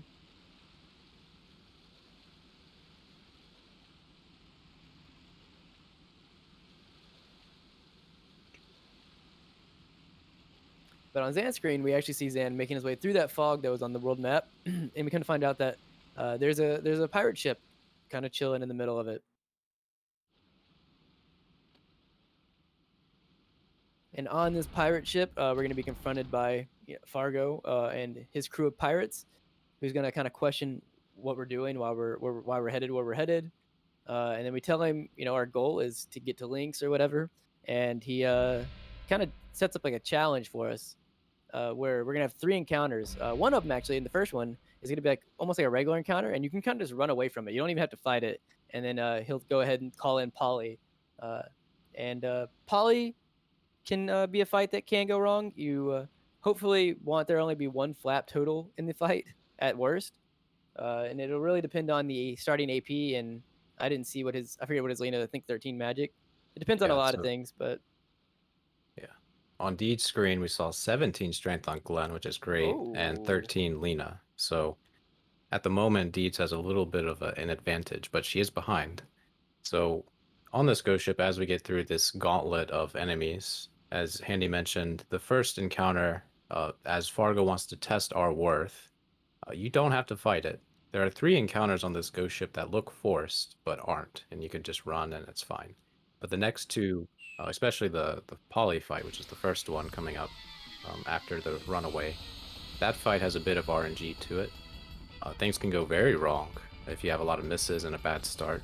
But on average, most runners are able to get through it just fine. Right.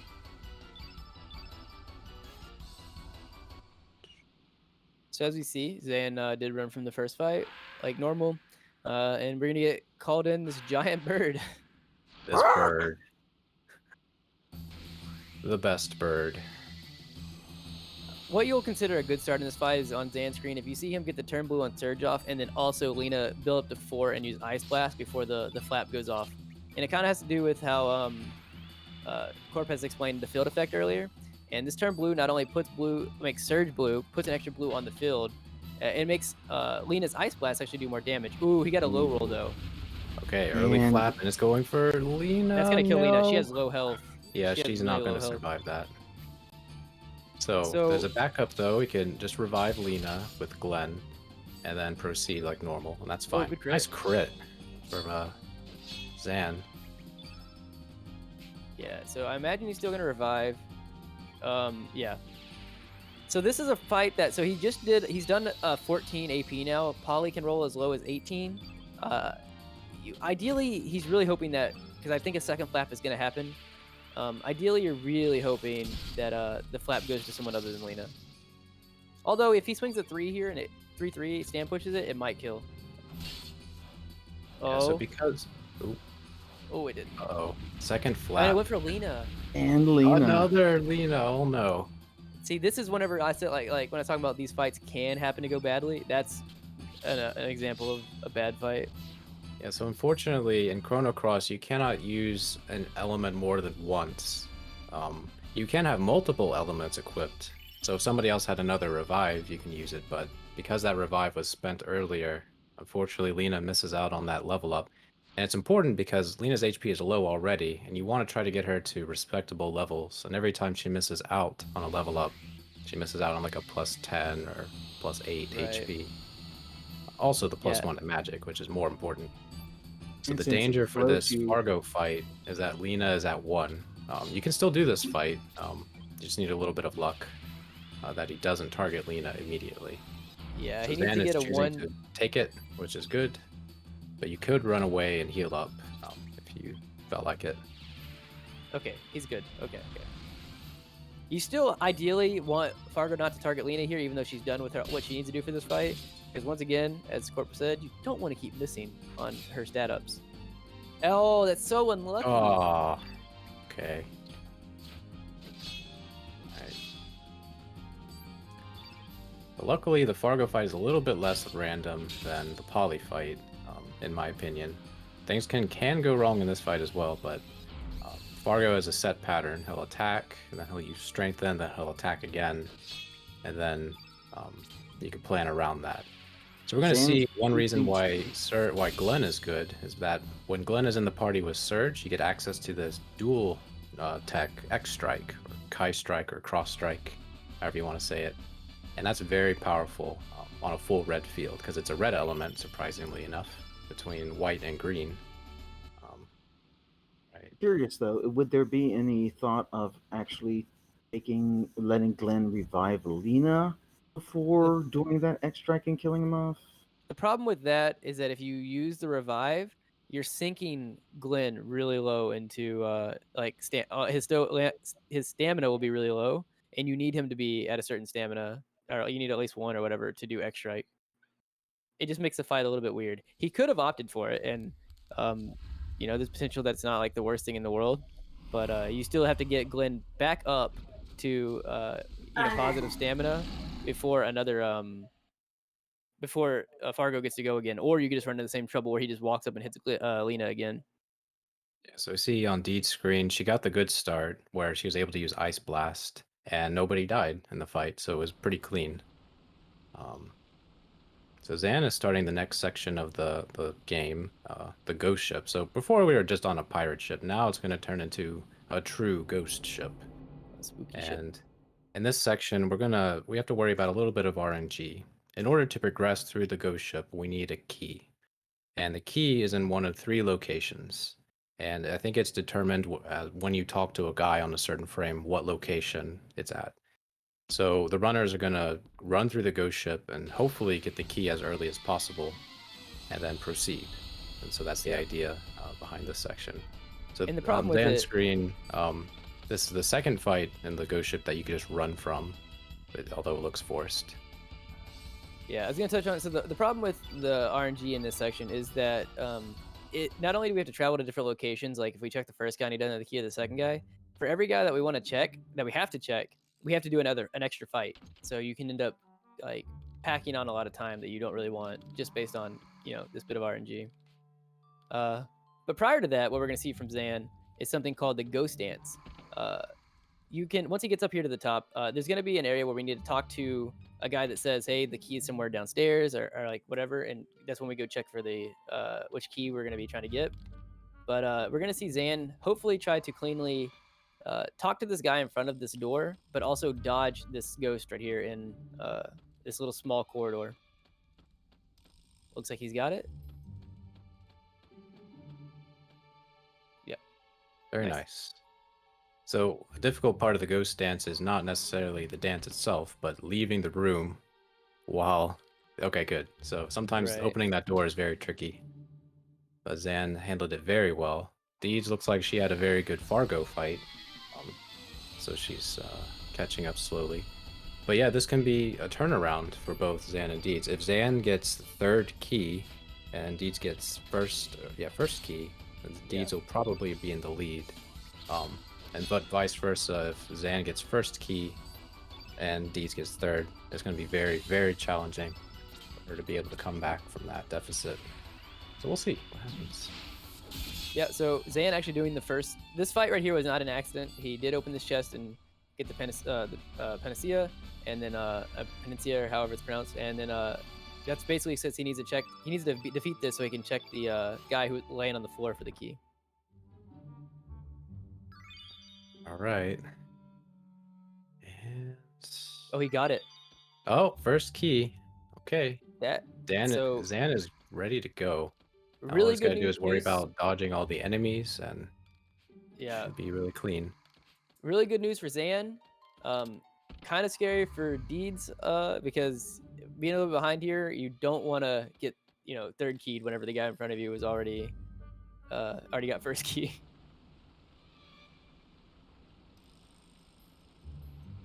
Yeah, so all the enemies on the go. Oh, that he's ghost getting is gonna caught. catch him. Yeah. All the enemies on the ghost ship spawn at precise points. So if you have good movement through the ship, you will be able to avoid every encounter. Except the next screen coming up on Zan. There are two enemies, the deadbeats. They're like the little spider-looking creatures. Their patterns are random. So that's the only time in the ghost ship that a runner has to really pay attention, if they're not used to just navigating the Right. ghost ship. Yeah, these are the only enemies that it's like a judgment call. You have to kind of decide like when to go. Yep.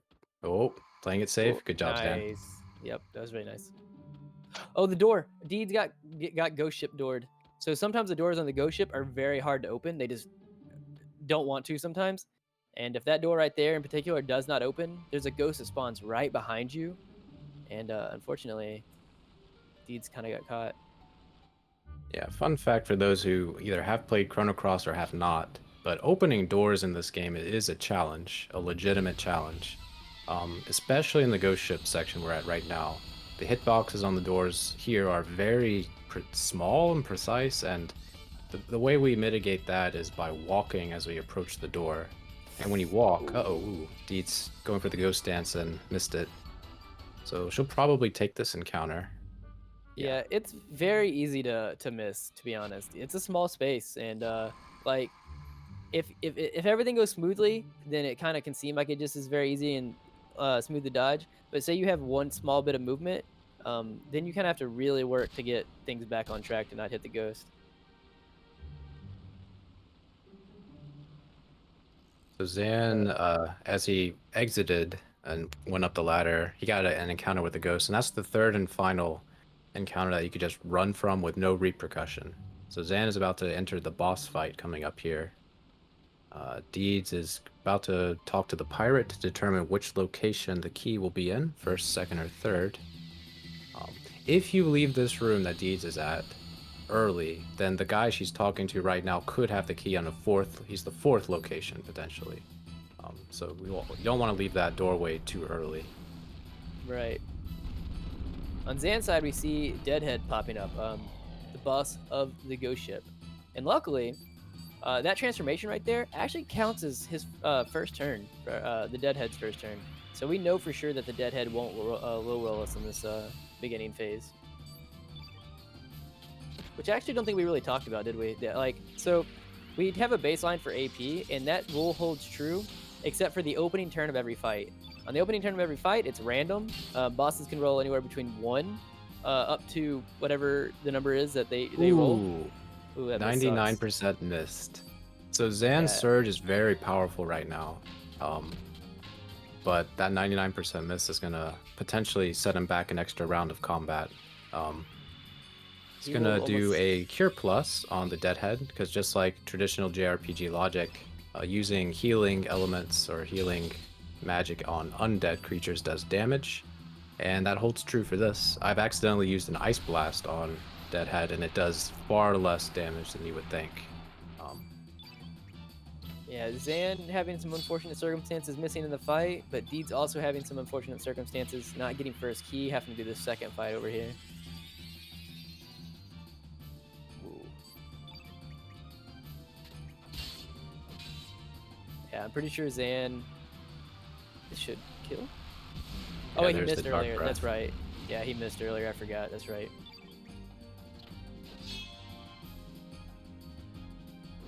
Oh man, 18 damage short. Oh dear. Yeah. Ugh. I mean, if anything, that kind of speaks to how strong his Surge is, because he missed Yeah. and he was still only 18 short. Yeah. I think on average, Surge will do like 90, 95 damage on the first hit, and then after the diminish, it's like, oh, like 20 for Surge. His Glenn is still at 15, which is not great. We'll see how he handles that from now on. But yeah, So- that was a pretty good fight from Zan, considering he got a 99% miss. There was no error on his part. I missed it. Did you see if Deeds got second key? I did not. Oh, she got third key. No. Yeah, it's a shame. So, Commander Lionheart in chat says the joy of the element system is that we get things like Cure Plus -1. And so actually that kind of leads to a good point here that we can bring up, is that so the element system, when you allocate things, the +1 to -1 actually does change the effectiveness or like the damage that they'll do, like on cures or like Fireball or things of that nature. But something that we actually take advantage of is on buff elements and debuff elements like Weak-Minded, Strength, and Eagle Eye, Genius. You notice that we have all of them on level 1. And it's because even though they're like Genius -1 or like Strengthen -1 or whatever, fortunately for us, we get no negative effects for having it at the lowest element allocation on the grid. If they ever did remaster this game, what they might want to do is, so that is kind of, you can't just get away with putting it level 1, is maybe like Eagle Eye -1 would be 98% instead of 99%, and then Eagle Eye -2 would be 97%. So you see what I mean there, yeah. But our speedrun strats, Doc. Our speedrun strats. Yeah, Doc. I'm gonna have to hard disagree there. We do not want that. We miss enough as it is. Give us the Eagle Eye. A good point, Doc. So agDeeds is finishing up the ghost ship. She's had quite a slog getting through all these enemies. Fortunate misses here and there, but coming up on the end. Ooh, nice dodge at the very end there. All right. Zan is preparing to go into Mount Pyre, which is just before Fort Dragonia. So we're coming up on towards the end of this playthrough. Or Yeah, this. we're effectively in hard boss rush mode right now. It's all bosses from this point on.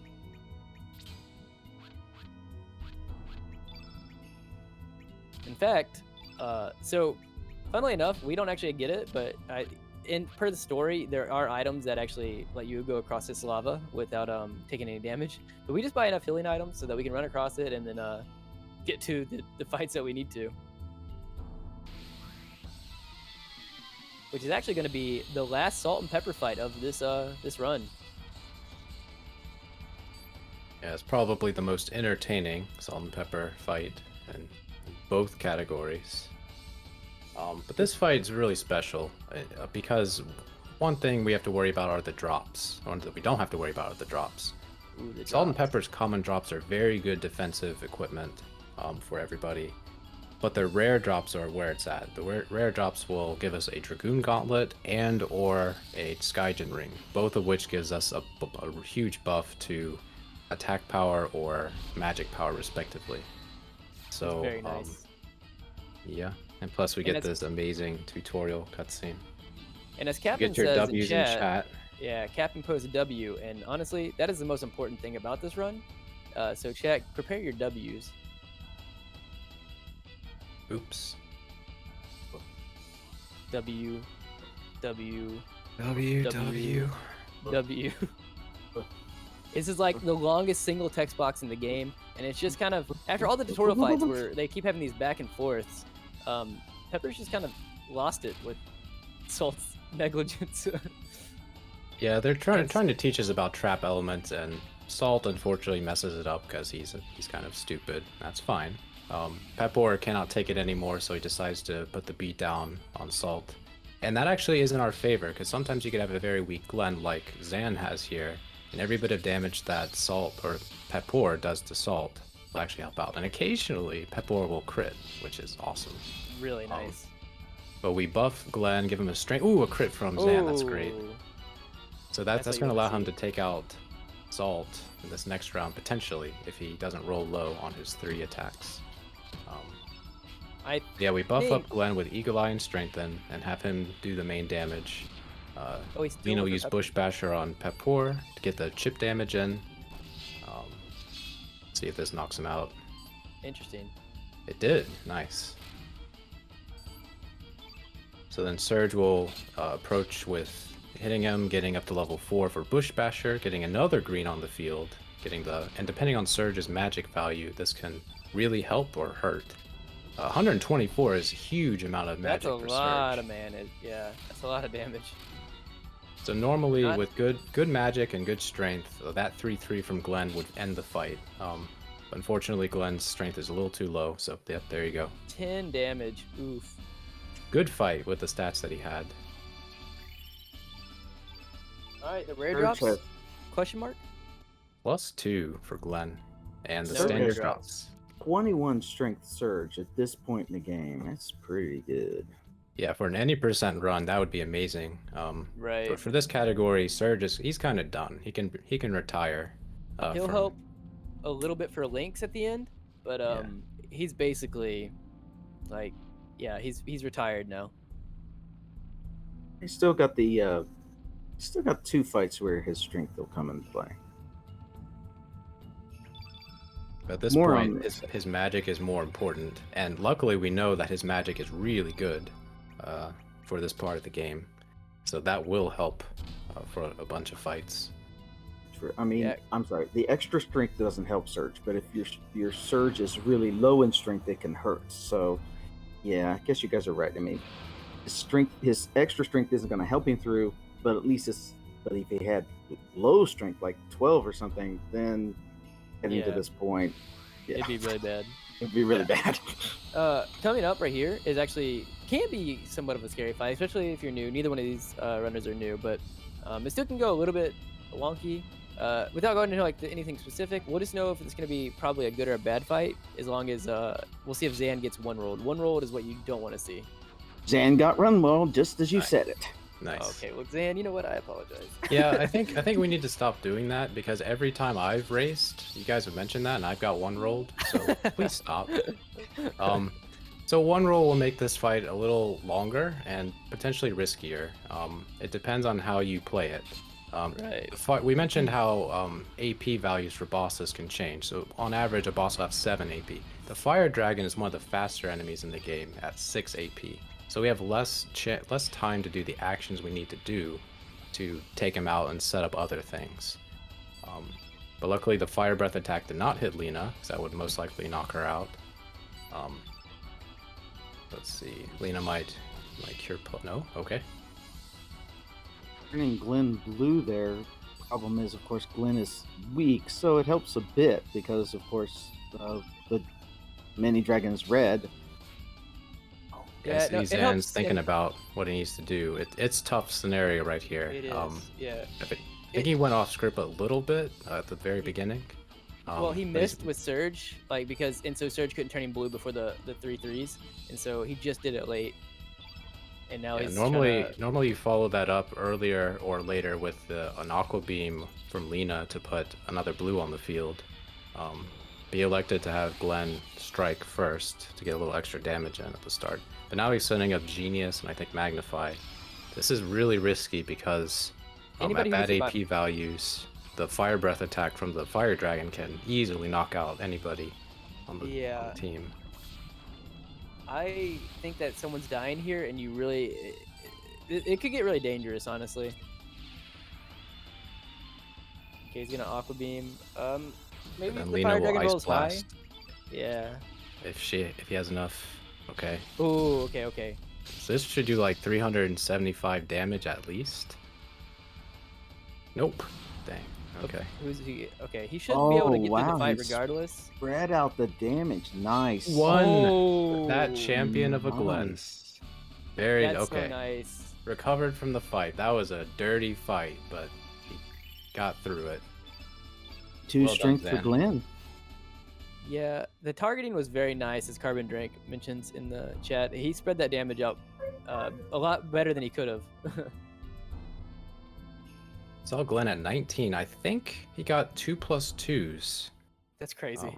I know he got at least 1+2 for sure, but I don't know if that level up was a +2, but anyway, well done. So Deeds is going to start the salt and pepper fight, so get your W's ready in chat. We'll see what kind of drops she gets, whether she gets the rare drops or the common. But yeah, I know Deeds' Glenn is in a much better position for these fights, so she should be able to catch up on them, no pun intended, catch up on them by 20 seconds, 10 seconds here, 20 seconds there, if all goes well in the fight. Yeah, exactly. And on Zan's side, Zan's entering the 3 Divas fight, where fight can also be a little bit weird depending on how the fight starts. Luckily, didn't get low rolled immediately. Ideally, you just want to you don't want to miss, and you want to get Glenn's first attack off before Zoa goes. That actually acts as a little bit of a low roll, but it's fine. It puts green on the field before Glenn goes. But yeah, as long as he hits, he should be okay. Yikes. Oh, W, W, W, W, W. Yeah, for the 3 Davis fight, the idea is to take out Marcy as quickly as possible with X Strike, and then focus on Zoa, and then because he has an attack called Geronimo, which he got a really late roll in Zan's fight. Oh wait, yeah, still a late roll. That Geronimo attack, it kind of hits a little bit hard, but more importantly, it puts a yellow element on the field, and that will weaken Glenn's attack power significantly. And because we're still using Glenn mostly for damage in this fight, it can prolong the fight by a round of combat or 2 or 3. See, but gonna do a So, tooth. Oh, okay, He missed 3-3 a little bit here. early. Yeah, he missed a little bit earlier, so normally you can immediately Eagle Eye. He had to defend. Stamina was a little bit weird, but because, like Corp said, Zoa rolled really high, he had plenty of AP to work with here. Yeah, he didn't even do a Down 1 goes and a Zoa. 3-3. But he cleared Zoa, so that was good. So now it's just Karsh. Oh, okay, Lena. Okay. 4 points. Okay, she's a strong woman. a Yeah, casual unfortunately, player. Lena's getting pretty targeted in this fight, which is unfortunate. But luckily, I think it's Serge. Serge still has the revive in case anything goes wrong. We didn't mention it before, but the goal before going into Fort Dragonia is to have Lena at 15 magic, because at that threshold, we will not lose time on fights, at least the first couple fights. So I Right. think Zan's Lena's at 14. Last I checked, it was 13, but all right, it's getting close. Oh, very nice. Yeah, his So- Surge is still pretty powerful, so that was. Dan has had some very scary fights, but it's worked out Deeds- every time, so. Deeds also got common drops, just as an update. But going forward from this point, yeah, like Corp said, so that was really the main last fight that, well, so Glenn will be doing chip damage here and there, but really the MVP of this team going forward is going to be Lena and her magic stat. Yeah, we'll explain a little bit as it comes forward, but we're gonna have access to a summon element, and the damage that is done from a summon element is just too much to pass up. It's in the close, it could be anywhere from like 400 to over 1,000 damage, depending on the enemy and how the fight goes and stats. Zan's Lena is still at 14, so he's got one more fight to get to 15. This Dragoon Rider guard is kind of the entry guard to Fort Dragonia. But if he could get to 15, he won't have to do a backup strat on the next fight, which can cost anywhere from 10 to 20 seconds Right. on average. Yeah, there's just all kinds of ways that, like, if you have a good Lena, you save time, and if you have a bad Lena, you just slowly can just bleed a lot of time throughout the entirety of the fort. But first, to get the summon that Corp was talking about, we have to beat this door guard, the Dragoon. This Also- random Dragoon that just happens to have a powerful Frog Prince summon. Nice, Zan got a good start. So this Dragoon Rider is kind of fast, and the goal is to get off that Magnify as early as possible before the Dragoon Rider gets a turn to attack. If you can get that good AP start, which Zan did, you could potentially defeat him before he uses his Fire Breath attack, which is Acacia Breath. It's not a very dangerous attack, but it does have a high chance of burning somebody, which can come into play later on as being detrimental. It's But all right looks like- because we've actually froze him. yeah. I'd like to do the early Ice Blast because of that. I think getting a Frozen adds like 1 extra potential AP. But I think it's not just one. It can be more than that, I believe. I actually don't know for sure, so don't quote me on it. But it can add AP, I believe. yeah, I feel it's not super significant, but that was a good fight for Zan. Again, he skipped Acacia Breath, which is nice. Really nice. 115 magic for Lena. Well done. That's really All good, right. yeah. So Zan is sitting pretty for the start of Fort Dragonia. So we see on Deed's screen, she's dealing with the fire dragon. Lena is just barely alive, but she's pulling through. I did not see if Deed's got the early start or the late start. I imagine it was an early start from the fire dragon. She didn't get one rolled. I know that. I didn't see if he went after the Eagle Eye, though.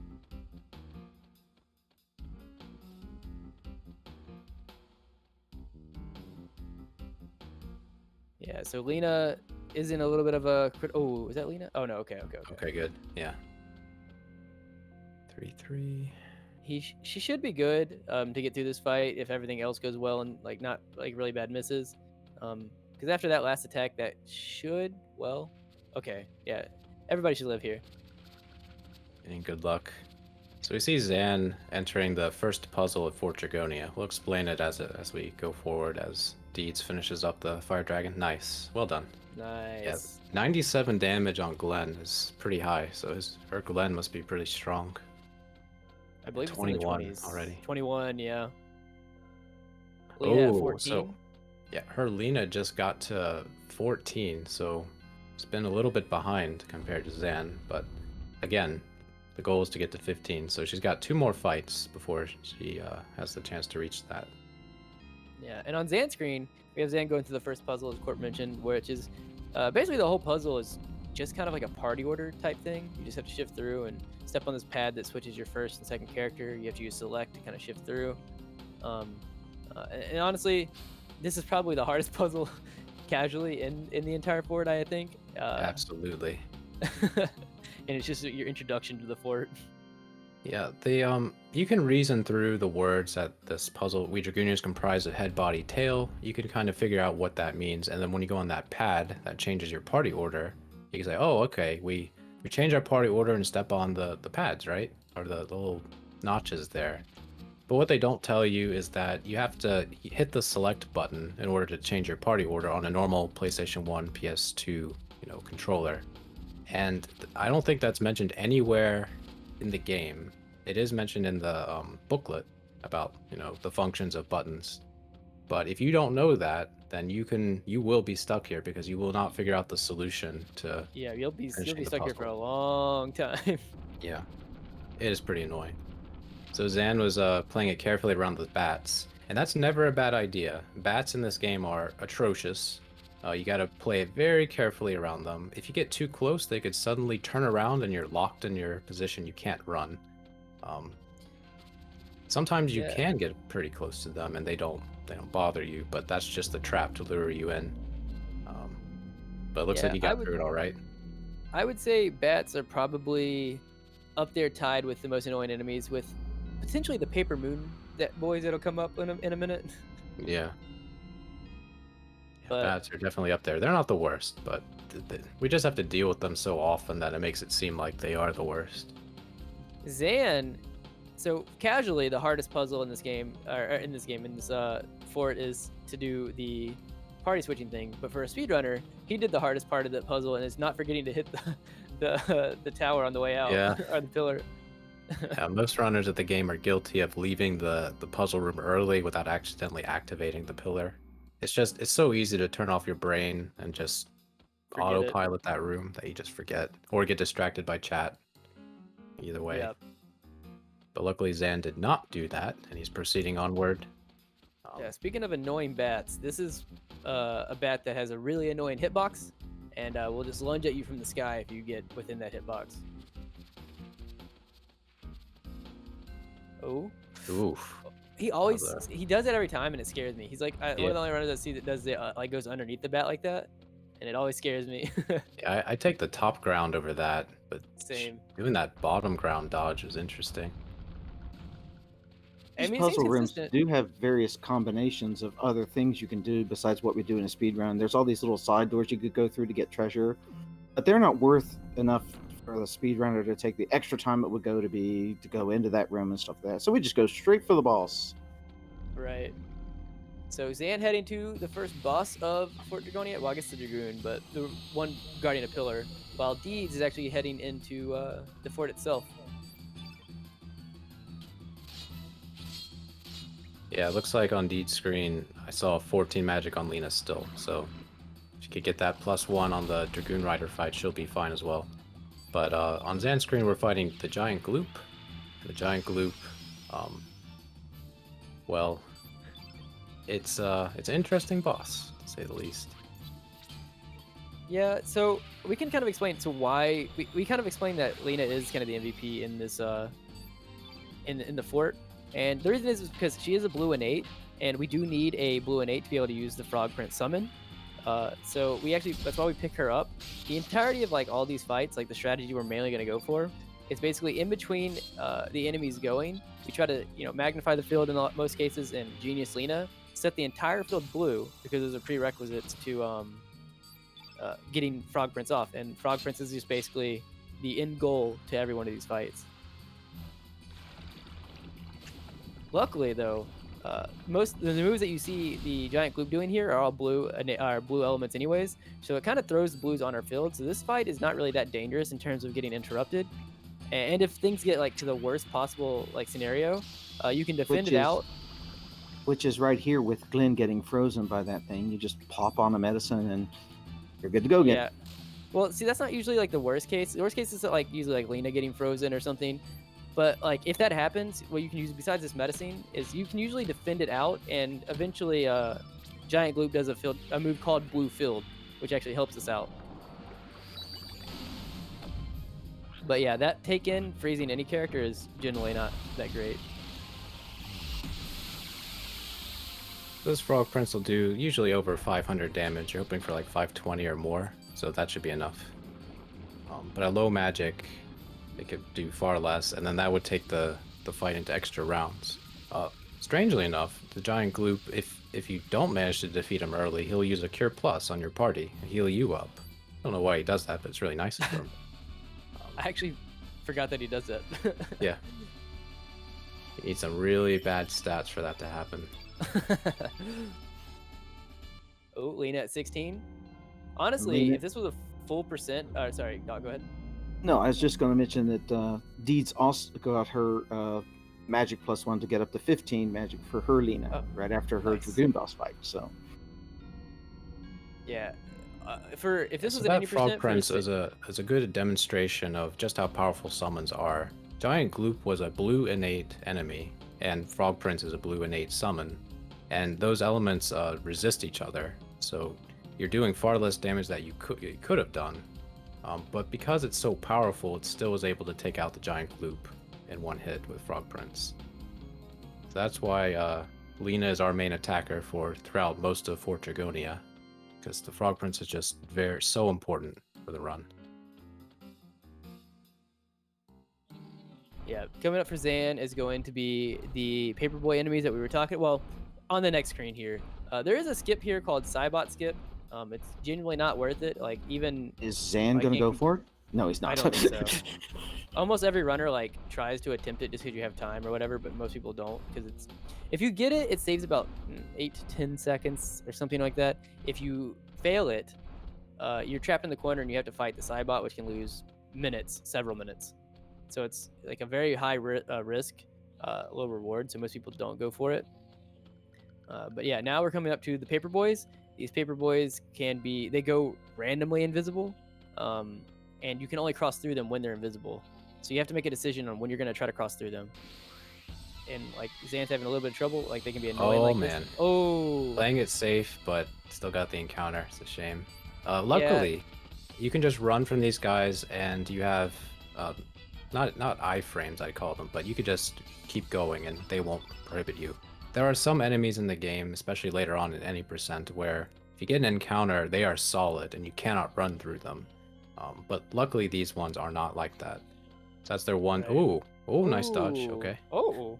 And normally that second paper boy is not up there, but Zan was getting a little bit of bad luck. Alright, there's one more dodge, and this one's tricky because the runner doesn't have a view of where the paper boy is, and where that usually is in a very small spot in the corner. It's very hard to get around. There it is. Oh, there he Speaking of which. Alright, nice dodge. Yeah, nice dodge. Yeah, so coming up for Zan actually is going to be one of the first, like, one of the bosses that does not play nice with just giving you a blue field if things go badly.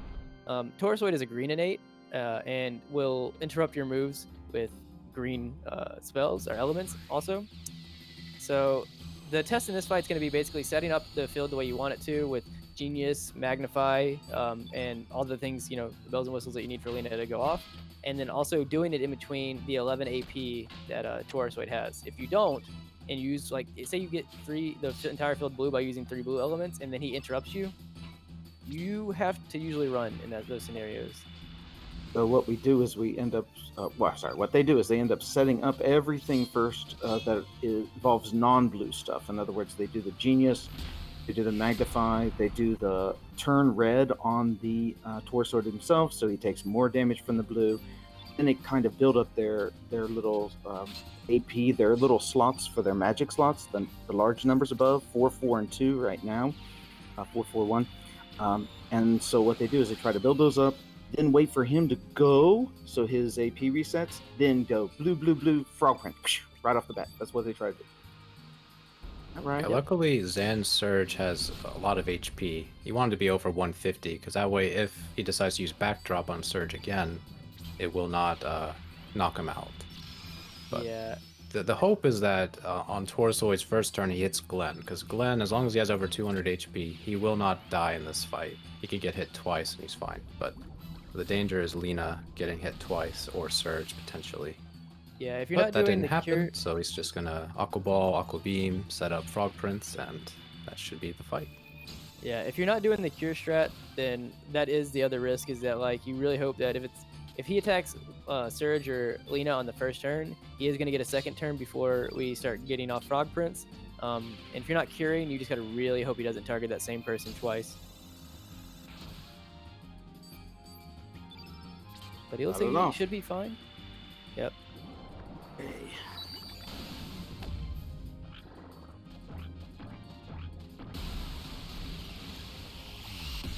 Lena. Deeds is also setting up everything over there on the giant gloop, getting ready for the first boss fight in the fort. And Zan conquers Taurosoid.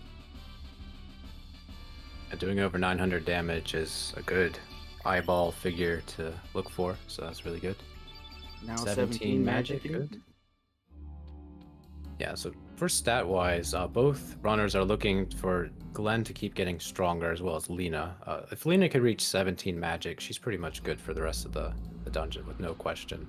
The final 2 fights, depending on Glenn's strength, will determine how quickly they could go.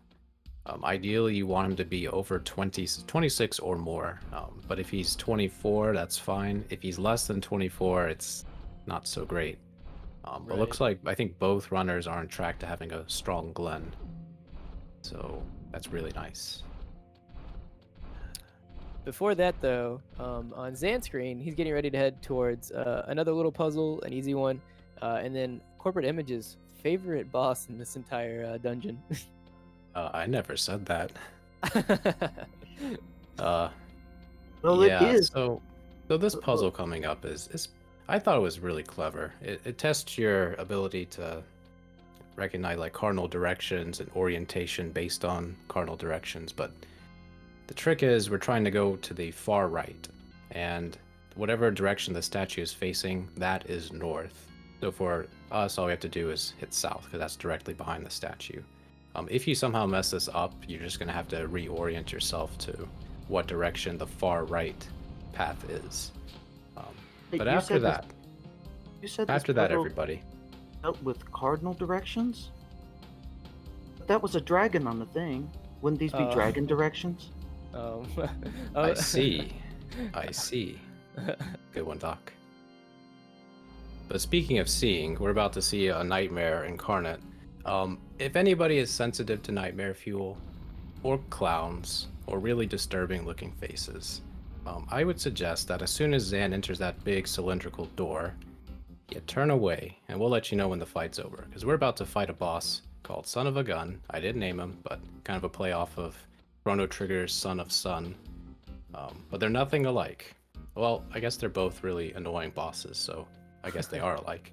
But we'll explain the mechanics of this fight, but just fair warning, you know, I like to throw that out there for everybody.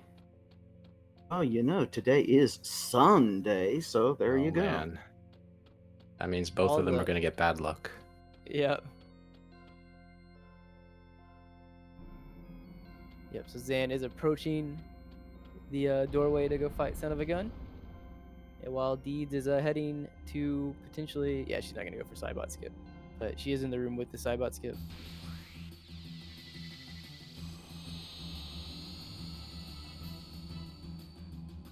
Okay, So so for for this fight, Serge is going to do a 1-1 and hope that Son of a Gun does not get a turn immediately after that. So nice.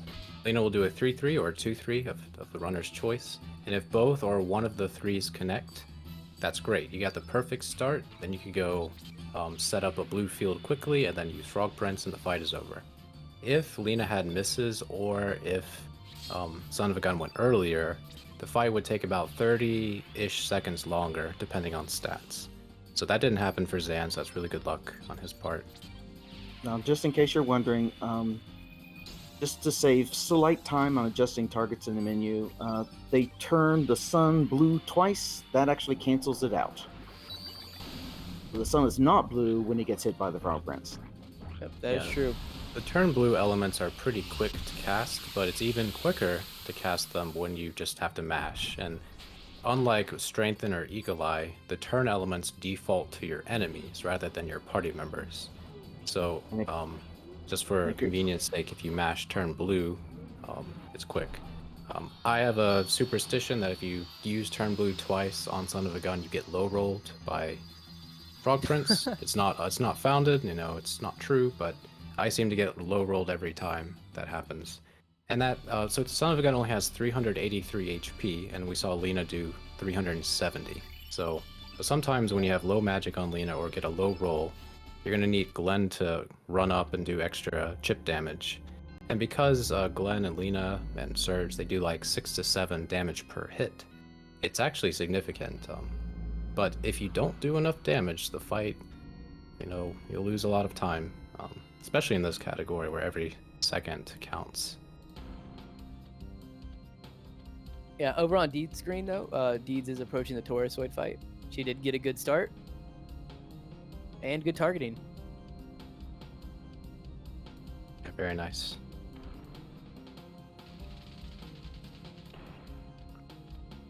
Now Zan has entered the beginning of the game. And It's Yeah, all we blue. entered this screen a total of 3 times throughout, well, at least any percent, but in this category it's 2. We see this room pretty often. But Zan is gonna weave his way around the guards and the bats. As long as he gets good positioning patterns, he should have no trouble. But in this stairwell is a Dragoon Rider, and getting around him can be challenging. There are ways to do it. Oh, you got the encounter. So, getting past that Dragoon, if you're not going to do a setup, is just kind of based on the RNG of where the Dragoon is.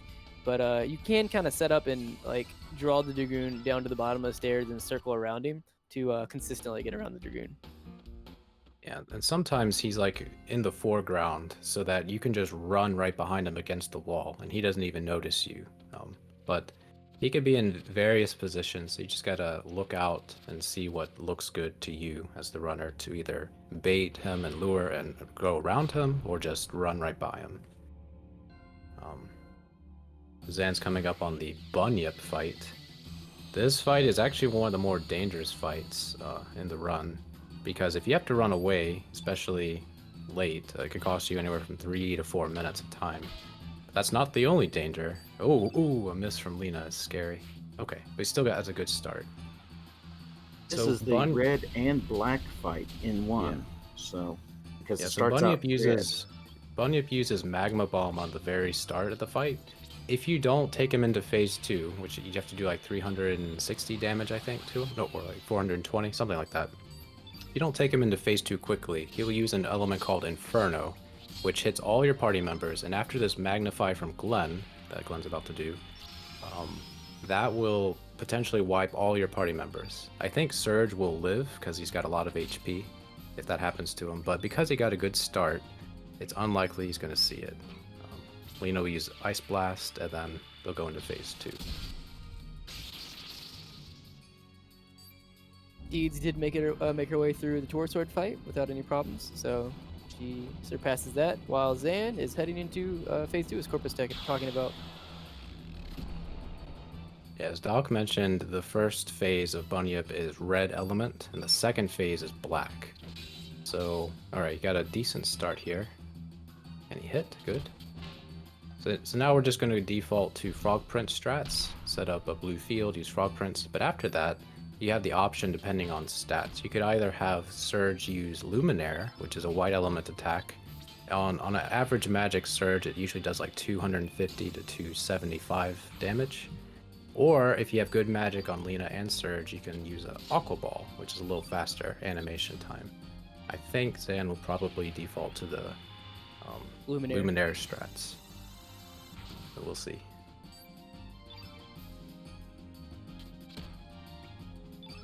Okay, so he is gonna attack. It looks like, yeah. If he would have done frog prints right there, everybody would have been below at 0 or less stamina, and it would have just immediately passed the turn post frog prints. And I don't think that his Lena. I think he judged correctly that his Lena won't kill with his frog prints. Yeah, you need to do over 1,000 damage, and that normally requires like 20, 21 magic on Lena in order to get the KO. But he skipped Graviton, which is what his next action will be, and that would reduce the damage of Luminaire because it's a black element. So should be good fight for Zan. Nice.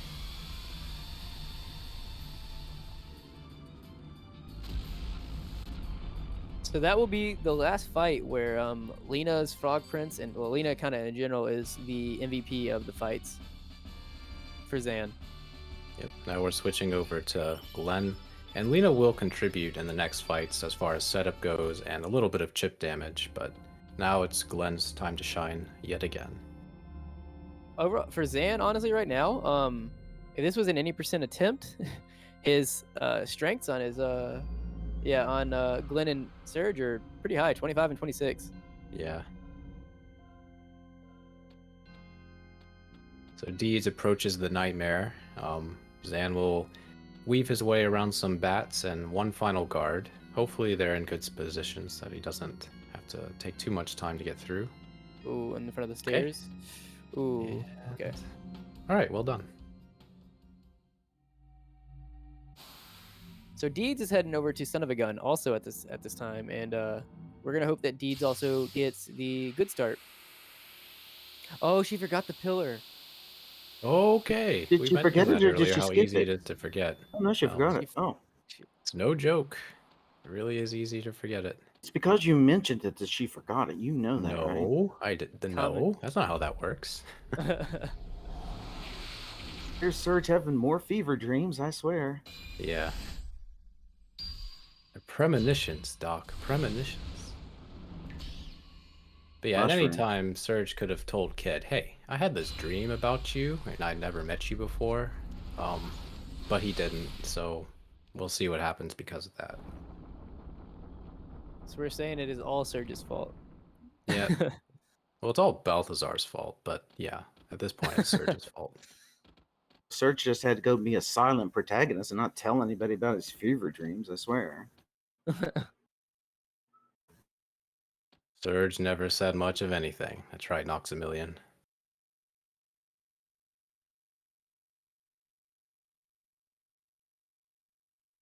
All right, Deeds is facing off against Son of a Gun as Zan's about to fight General Viper.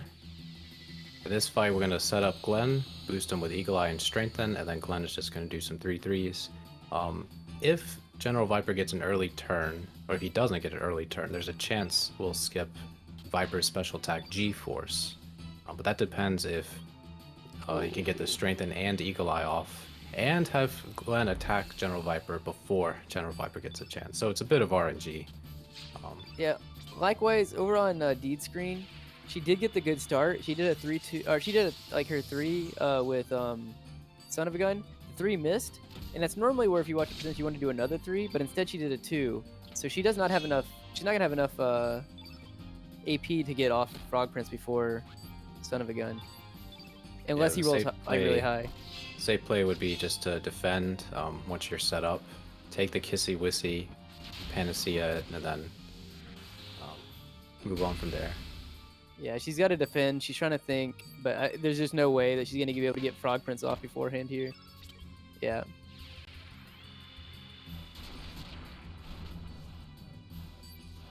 Oh no. So Glenn has the Panacea normally. There is unfortunately, Lena and Serge are not at full stamina, so they're going to have to do another defend to at least make the fight possible. Uh-oh, Or else wait, they're not she's gonna going to go into it. Stamina She's for gonna... the Frog Prince. Yeah, she's going to go into it, but I don't know if this is going to work because of their stamina. Alright, but Zan finished off General Viper. He did get G-Force, so it wasn't a very good start, but let's see if he gets the drop. Nope, it's Dragoon Gauntlet. So there's a 90% chance you get another Dragoon Gauntlet, which is a very good item, and it plays heavily into any percent getting that drop. But the rare drop, the Mithril Mail, is useless. And we've dubbed the term the Handy Drop because Handy has a history of getting that Mithril Mail very often. Deeds had to run from the Son of a Gun. Yeah, that was because... Yeah, go ahead. No, I was going to say, there is a backup. The backup she was doing is not wrong.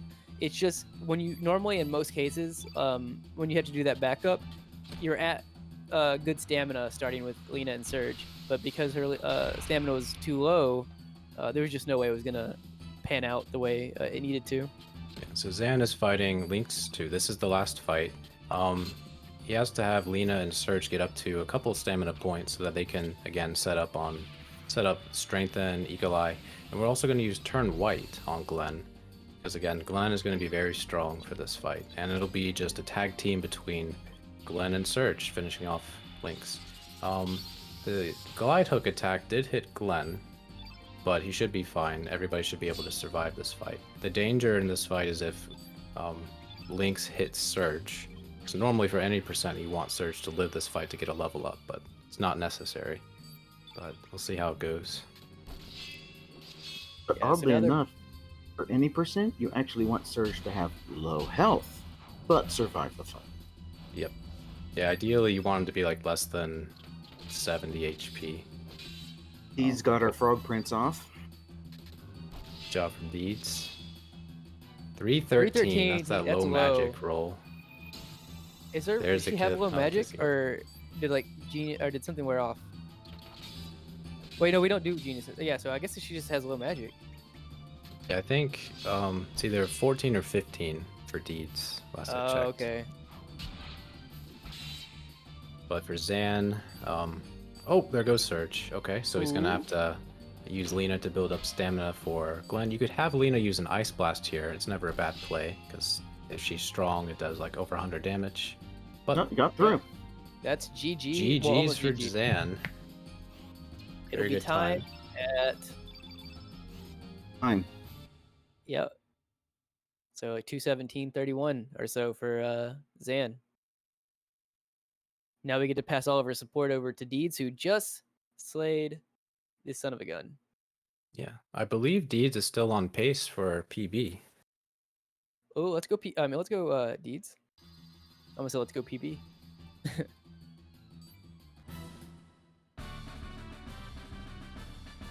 Yeah, as is tradition, Zan is continuing the cutscene. I don't know if Zan's going to do a full run afterward, but he could. With the stats that Serge has, as Handy mentioned, is really, really good. We get to see the final cutscenes. Do we know if Zan picked up Diminish or no? He did not, if I recall correctly. Oh, okay. Yeah, his timer on his game, his splits are all set up for just Lynx too. I see. I see.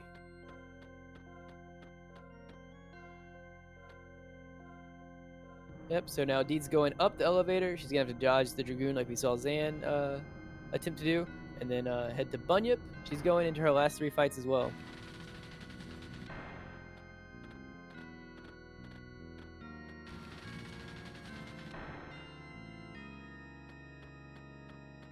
I didn't see if Lena got one more magic point or not after the Son of a Gun fight.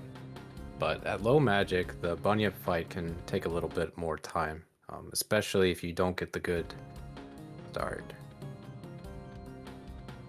Alright. A little hiccup on the stream there. Didn't see if she got the dodge, but she did. Goes for the stairwell guard. Is she gonna set up, or is she? Looks like she's doing the setup, maybe. Oh, I don't. Oh, see it got work like around that. him. Oh, Well done. it did work. She got it. I was a little bit concerned, but it worked out.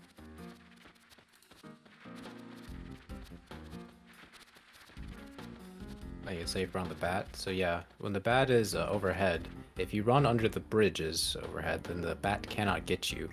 And although the bat might be in close proximity, you can just run under him there as long as he's close by.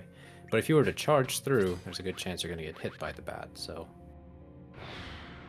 discretion is advised.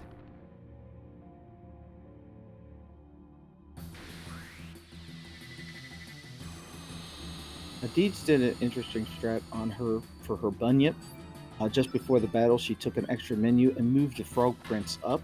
I think that's just because her Lena's lower magic, so when you move the frog prince up a level, that will increase the damage of it. Correct. Yeah, Carbon has been advocating different strats for depending what your magic is, and moving that frog prince up another level on the grid does greatly impact the damage. So that was a very smart play, because that could potentially cost her anywhere from 15 seconds to 45, 50 seconds afterward, having to go back and forth.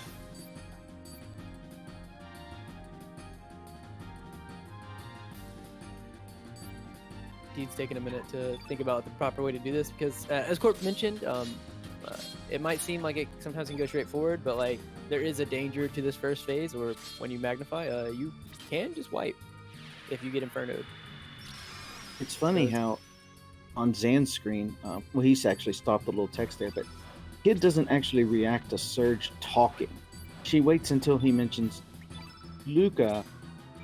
Then she's like, oh, you mentioned Luca, not that fact that you talked, you never talked. I mean, that should have been the first thing she noticed. That would be hilarious if she actually did say, but you never talk, Serge. I do think while Deeds actually is getting to phase 2 here, I do think that the game insinuates that Serge does say things to them. He just doesn't, it doesn't pop up for the user. Like it's just insinuated that there's some statements being made or some kind of expressions. Alright, Dee's got a good start, good opening, getting to level 5 with Serge at the start. So should be able to skip seeing that Graviton, as long as Glenn and Lena don't miss any of their attacks. Right. Because even at like 90, 92, 93%, those single one attacks can miss, and it's really annoying when it does happen.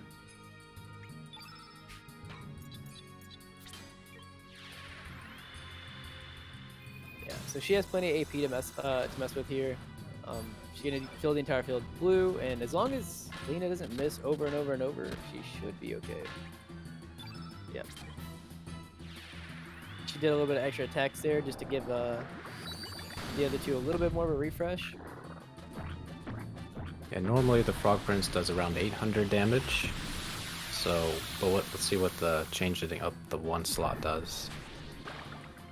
Yep, 861. So that was more powerful than what Zan did. I think he did like in the low 800s. But there's the Graviton. I think she got a low roll from Bunyip, but it happens. It's fine. The Aqua Ball +1 does about 160. No, I did 135. A You little must be low a little there. bit low. Yeah. Oh, double miss. Oh, the so double miss. Oh no. I think the next thing that comes is Devil Thunder or whatever it's called. Oh man, all these misses. Lena do a 1-1. Aqua Beam. Aqua Beam. Should do it here. Ooh. Okay. Whew.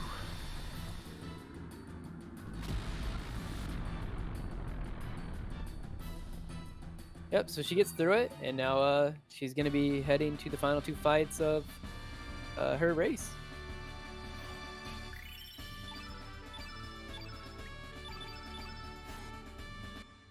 Honestly, her Surge is a little bit low. Like, it doesn't super matter for too much going forward, but 19 is actually a little bit low here.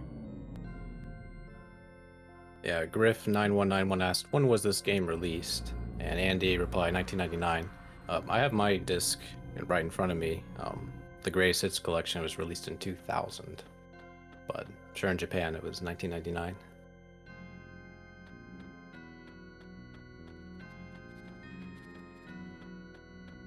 Alright, so Deez just has to dodge these guards and bats. She's in the clear.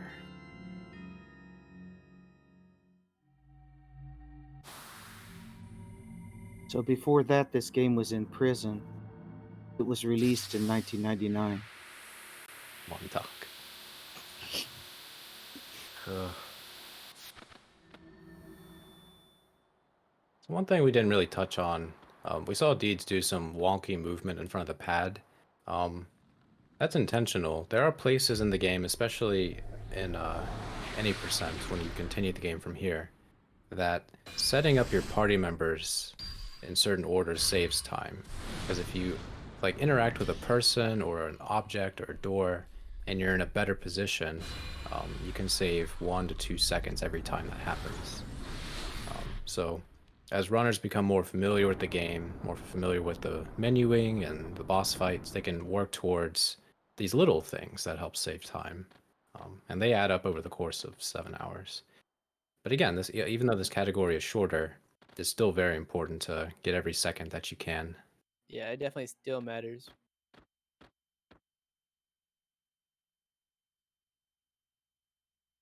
I missed her Glenn strength, but depending on what it is, it's gonna be what kind of determines how fast this fight goes or slow.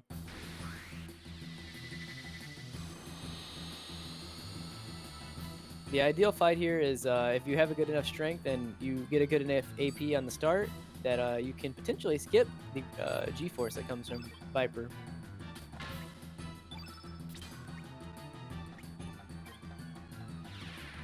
Oh, okay. Fixed it. I thought she was going to accidentally strengthen Serge, which is a common mistake here. Can happen.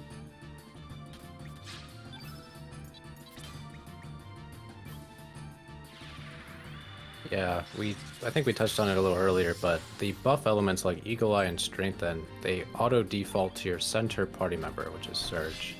So that's helpful for other fights in the game. But for this one, this one and the Lynx fight, we're buffing Glenn, who is not in the center. So you gotta be very careful about selecting things and just not mashing blindly, or you can end up losing a lot of time by buffing the wrong character.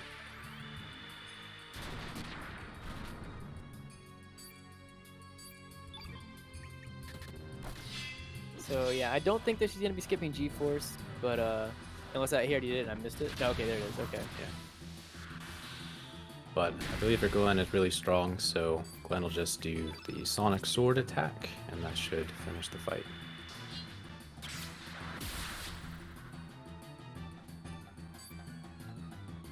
Yeah, 267. That's a Guess lot. she had more than enough. Yeah. Alright, good fight. Let's see if she gets the handy drop.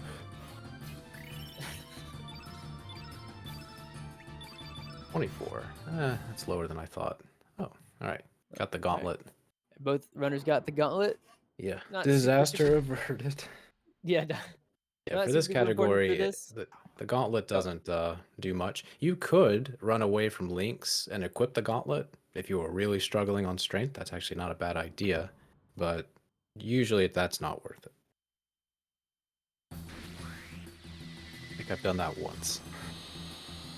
Like Yeah, I feel like you'd have to be really low on strength. I think I had like an 18 strength Glen before. And Ooh, that is yeah, low. yeah.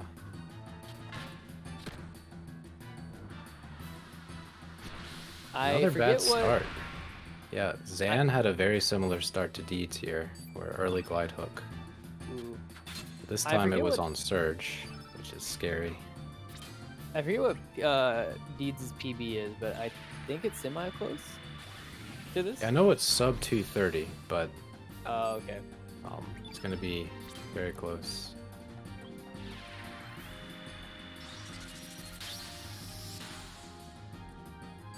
So because of the targeting on the glide hook and it being really early, what Deeds is gonna have to do, hopefully here is, oh well, she defended with Glenn, so actually she can't now without getting a +1. But ideally, what you want to do there is you want to defend Serge before going to the turn with Glenn, just so that Serge hopefully doesn't die. Yeah, so now she's gonna have to skip that. Yeah, And just so hope that Serge doesn't get hit. Uh-oh. Okay. if Glenn is at respectable strength levels, like 23 or more, a crit on Lynx will speed up the fight. Normally, Glenn and Serge tag team, like I mentioned before, but they end the fight on an X strike if they're kind of medium to low strength. But a crit would make sure that they don't have to do that X strike. I know Serge's strength on Deeds is pretty low compared to Zan's. Ooh, a 99% Oh, 99 miss. miss. Yep. So they both had 199% miss. Luckily, pretty good targeting from Lynx. He avoided Serge the entire fight and almost kind of just semi-focused just Lena.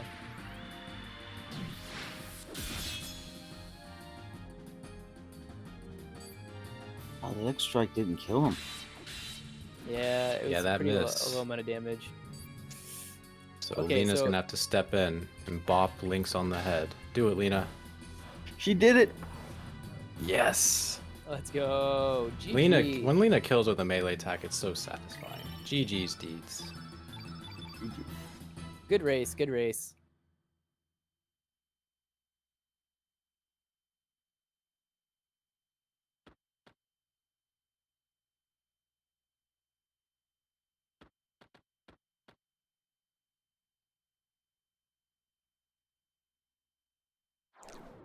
GG to all the runners and the commentary.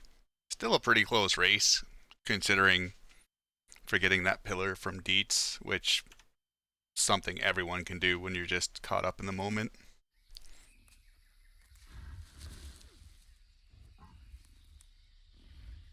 So that will be it for us this weekend. We'll be back on August 21st with our own Azrael Hobbs, who's in chat, versus Ezo Pony at 4 p.m. EDT. And then the day after that will be PH 112358, who you've seen in chat probably as well, versus Rom. With that, we'll be sending everyone to Rory Extra Life. He is doing Final Fantasy II Pixel Remaster. Thank you everyone for continuing to tune in for this. It's been a really, really fun event to put on and showcase and see how all the runners handle with everything that the game throws up to them, to Lynx to, without much falter. So I just want to thank everyone for taking time out of their day, for watching, commentating, helping with the event. And everyone stay safe, and we'll see you next time.